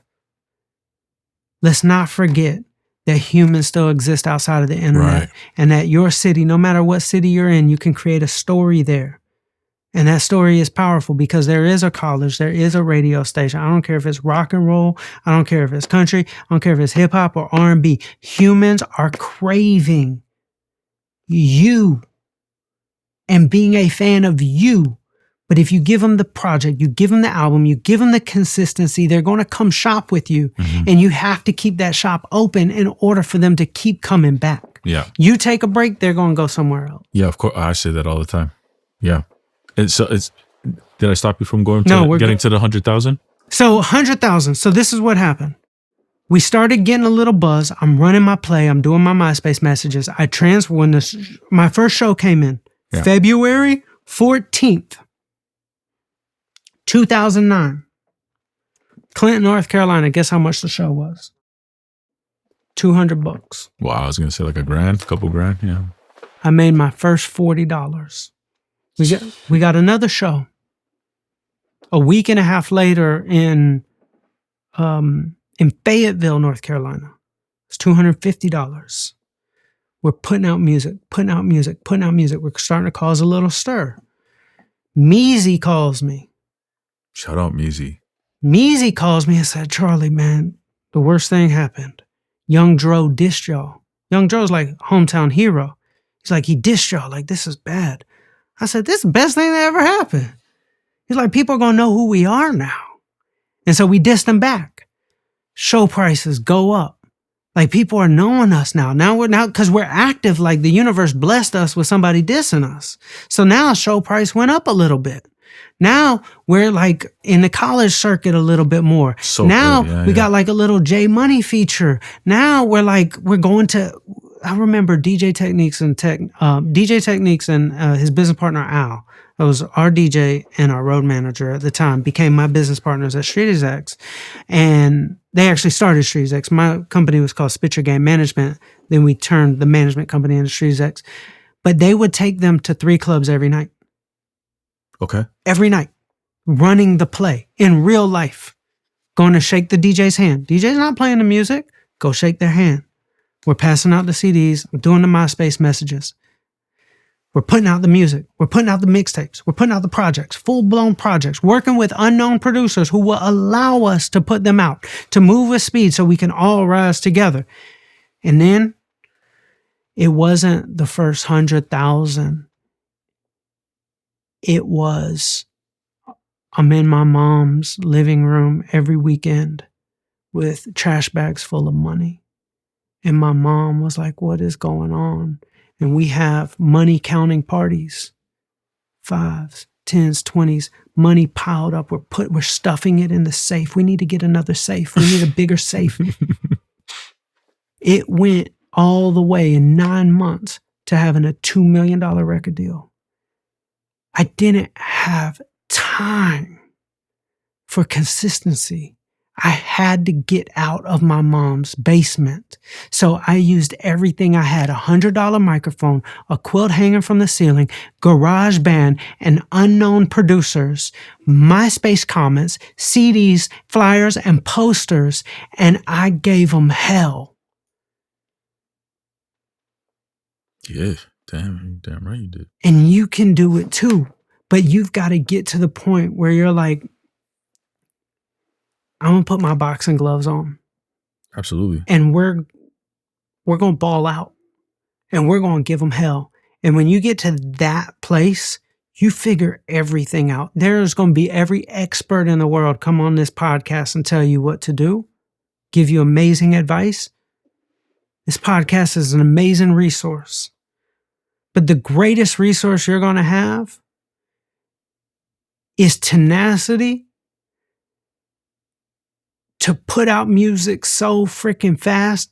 I'm talking about, but like we talked about earlier, you can speed up the process, but do the untitled, do the TikToks, ask your fans to vote, find the outliers. It will speed it up even more. Mm-hmm. And if you can figure out content to unfold without being cheesy, you can get viral videos without ruining your brand. Please stop ruining y'all's brands. I have to keep saying it over and over. Please stop ruining y'all's brands with these acting like influencer artists. Stop being influencers. It's a good message to have, to be honest. And I think I had 2 more questions for you because this has been phenomenal. One question that I have here is, I think there's also a way that AI plays a part in this. And I don't want to get too in the weeds of AI because everybody loves talking about AI and the good and the bad. But I feel like there are efficiencies when it comes to AI and being able to do some of these things. So not to be afraid of it. Would you recommend AI in this world? I think people are having the wrong debates about AI. People are saying AI is good, AI is bad.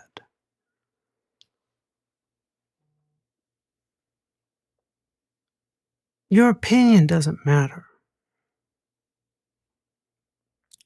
AI is not going to be banned by the government. So why are you picking sides? Right.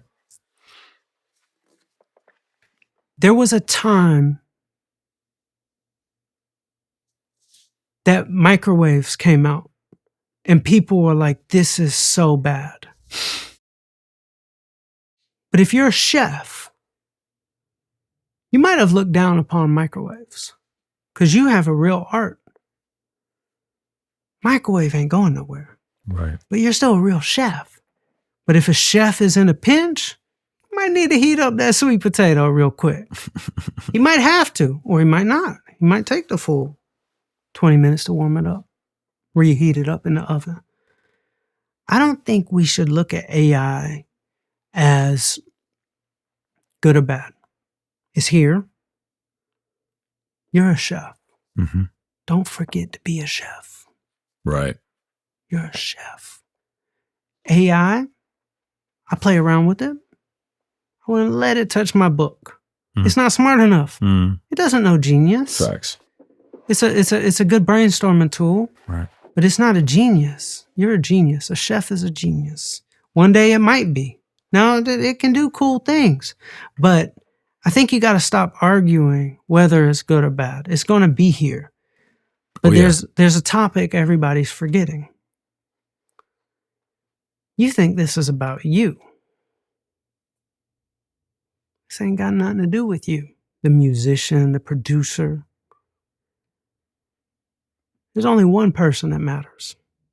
The fan. Because there's going to be the day that the fans are like, I like that better. What you going to do about it then? Think about wrestling. Wrestler can do all he wants. It's what the fans like. Right. You can do whatever you want. If the fans are like, I love that song, that some AI song, what are you going to do about it? You're just going to be mad and become the old grumpy man? Right. It only matters what the fans like. Chris Anakuta said the same thing. The consumer is always right. Yeah. So the verdict has not been decided, but zoom out and look at the history of time. I mean, this is a piece of technology. I'm sure they said the same thing about the internet. They were afraid. There were probably people that were afraid of it. Yeah. Emails. They're probably afraid of it. So it's just zoom out and don't be good, bad. Understand this is how the game goes.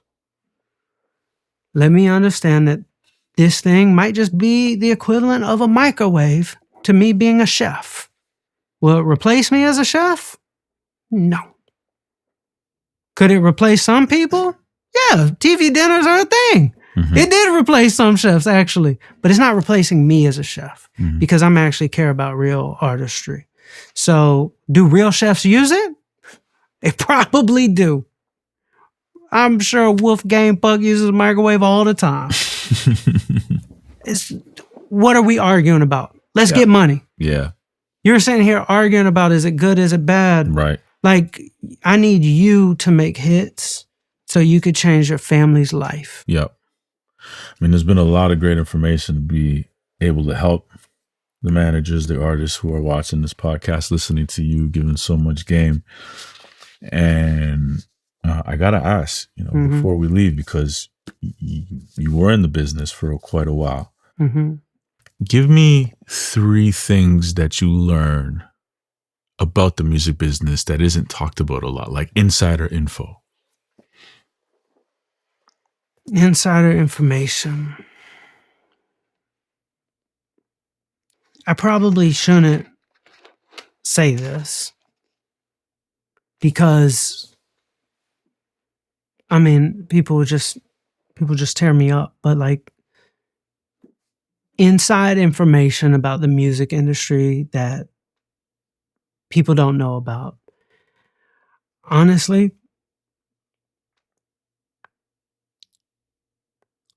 I wasn't an expert at the music industry. Like, still to this day, as many successful artists as I had, I don't know the music business. You talk about publishing, it still confuses me to this day. But then you might ask, how did I become so successful? Well, because I didn't waste my time. There was only one thing that mattered in the music business to me. How do I get fans? Everybody's worried about all this knowledge, which is important. I will never say knowledge isn't important.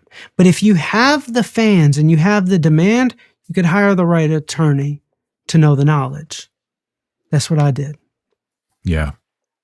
I made sure there was something to actually split instead of worrying about splits. That's so true. That's good. I like that.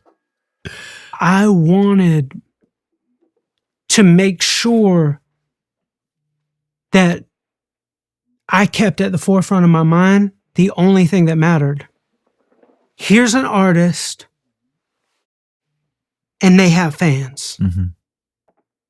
That's all that mattered to me. Mm-hmm. Not what's the record label going to do, not what's the splits going to be. All of that is good. But if we have fans and we have money coming in, now there's something to split. So I never got paralyzed by the knowledge that I need to have by the music industry. I read the book. All you need to know about the music business by Donald Passman. I read it. I think I read it twice. I didn't really understand it. But what I did understand was if I pass out these flyers, we have fans, money comes in, and now my attorney has something to actually do. Mm-hmm, mm-hmm. There has to be money first. Build the fan base first.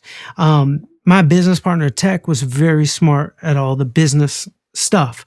I was very smart at how do we get the world to know this artist exists. And everybody watching this, please be careful not to get paralyzed by the insider secrets and all the business.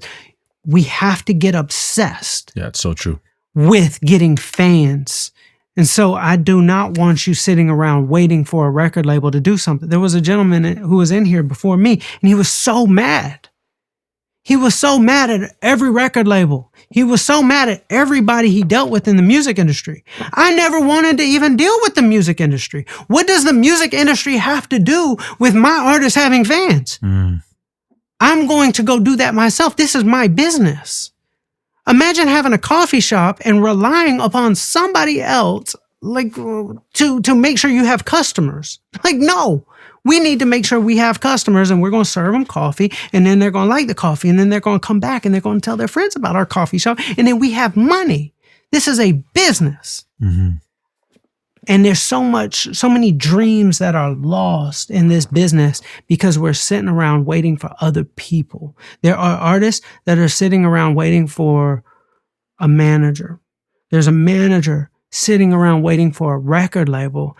And there's a record label who's simply having staff meeting after staff meeting doing absolutely nothing. Record labels can be great. Record labels can be terrible. But what we can control is the time that we have to go out, record way more music, put it out faster, study the game, draw the line down the piece of paper, understand how this video went viral, and let's fucking get our dream.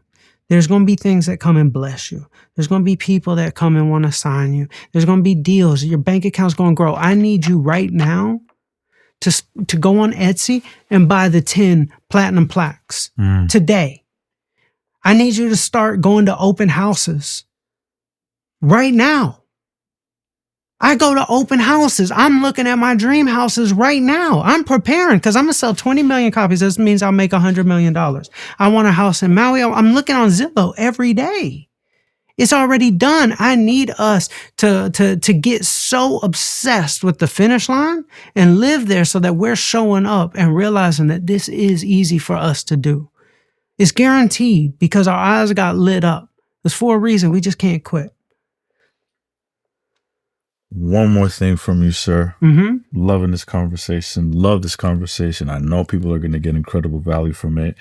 If you haven't done so already, you got to follow Charlie Rocket on Instagram. Simple as Charlie. Mm-hmm.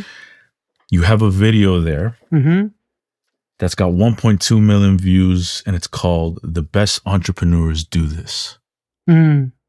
I want you to talk about that, but put it in the context as the best artists do this. Yeah, no, it's the best entrepreneurs and the best artists do this. This is the same thing in common. So what does Steve Jobs, Phil Knight, the founder of Nike, and the Beatles all have in common? That before they became successful, they all did this one thing. Before they became successful, they all did this one thing. Researchers did a study with 26,000 scientists and artists. And they found out what they did right before they became successful. You know what it is? Travel. Right before they went on this hot streak in their career, Steve Jobs went to India. The Beatles went to Germany. And Phil Knight, he went all over the world on a spiritual journey. The same thing happened in my life. Right before I became successful as a Nike athlete, achieving my dream of becoming in commercials with LeBron James and Serena Williams and biking across America and getting 9 million followers, I went and traveled. And there's something that happens to our creativity when we just get out of our comfort zone and we disarm what I can call like the matrix. It's like when you travel and you get on that airplane and you go somewhere new, there's this spark of creativity that happens. So I recommend this for everybody. It might not be getting on a plane and going to India, but go somewhere. Right. Go to the desert. Stay a night in a motel. Get outside, smell the air, smell the new airs, get the new environment, dream, manifest. Some of my best manifestations happen on an airplane. I channel things. I don't know if it's because I'm like higher in the sky. I don't know what it is. But when I travel, the greatest ideas come to me. And this has happened with some of the most successful entrepreneurs and artists in the world. So I recommend it to everybody out there. Travel. I feel like everybody's been traveling with you in this entire conversation, man. I hope so, man. Yeah, this has been amazing. I love it, man. And I really appreciate you coming back, spending the time, opening up the books, showing us your world. You didn't have to do this. You wanted to do this. You came back and you gave even more information than I anticipated or expected. I wasn't expecting a part 2, you know? And you called me and you said, we got to do another one. So I got more.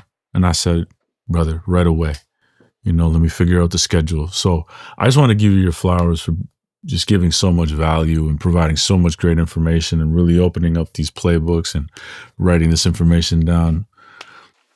It's a playbook for the artist who doesn't want to be the superstar but generating revenue. We got playbooks for the superstars. We got playbooks for virality. Virality is not the end goal either. It's just a starting point and how to figure that out. Unfolding, I mean, your first 100,000, your jet ski theory. Jet ski. Here, let's play a couple more videos. Okay. And then we'll be done. Okay. All right. That's it. All right. So I think that's the only thing missing is visual proof. All right. Saved. I saved a few videos. Okay. All right. So here's an unfolding video that is just pure genius. Nothing. It's a clothing line. They cracked the code. Look at this. I'm going to screen record.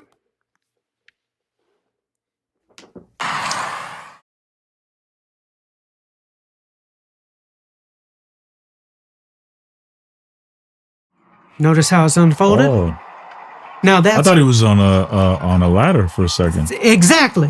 Then Remember? it's just going back. Oh shit, it's You crazy. notice how your heart rate is increasing? Right? Yeah. It started in close. Actually. What's the red thing? I see one paint can. Then it unfolded, and you just had to watch. You don't know why you had to watch, but it was artistic. Yeah. You know who would do that? Tyler, the Creator. Right. You know who would do that? Kendrick Lamar. Minimalist music videos that are artistic. He did that. He did something similar to that. Who was it? It was him and a comedian. It was very similar to this. Okay. Let me show you another one. Yeah. So Who did he do that with? It was an actor or a comedian. They wrote on it. It looked like a balcony, but it was a white wall, and then it just kept going back. Yeah, unfolded. it's the exact same thing. this video right here is the essence of what I'm talking about for how to go viral and protect your artist. Just think of Damn, you know, Exactly. all the people unfolding in the back. Yeah. Unfold. I want that Jamie to be XX. added. You ever watch that Roman Gravaz movie where they're in Paris with Yep. the Eiffel Tower? Yep. It's all that unfolding. Yeah. So this had 28,000 likes, 400,000 views. Here's another video that I would like to show you from Toby Niwigwe. Okay, please. He's great because his sets show creativity without spending a lot of money. Yeah, he's He does a killer. color, he does a theme, but let's see what this looks like.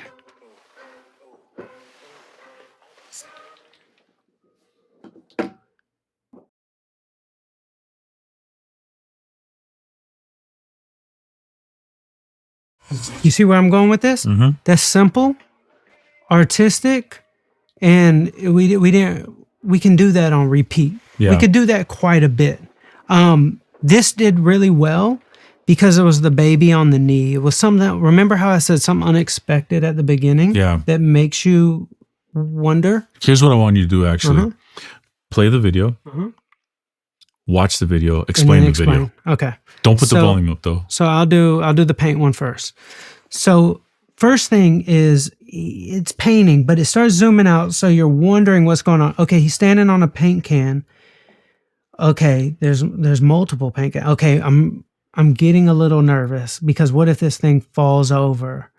And then it's zooming out even more. I'm like, okay, I'm a freaking A. Like I'm nervous. I'm just simply nervous.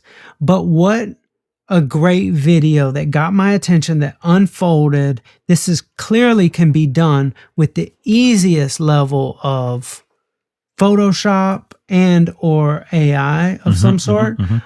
It's just a very low budget thing. This was not hard to do, but the key was it unfolded. And then it made me nervous. So now going to Toby Niwigwe's video, it starts off with a baby on his lap. That was very important for this video. It's one scene, but you're looking at different things happening in the background. It's not complicated. There's just different stuff happening, but the baby on the lap, if you remove the baby from the lap, this video is not getting the amount of views it got. It would still do good because it's a good song. The baby on the lap was the thing that's unexpected. This video, it's just something I've never seen before. It's just genius. I mean, you just haven't seen it. Yeah. If an artist doesn't want to do this themselves because it's corny, have 4 of your friends do it. It's like, okay, have your manager or you call a store that sells treadmills and just ask if you can make this video. It might take a few of them. Here's an example of something I want to demonstrate. Okay, this video can be made very easily, and you could do this on the artist page or on the artist fan page, and you could do it 1,000,000 times. All right, so I'm gonna play it for you.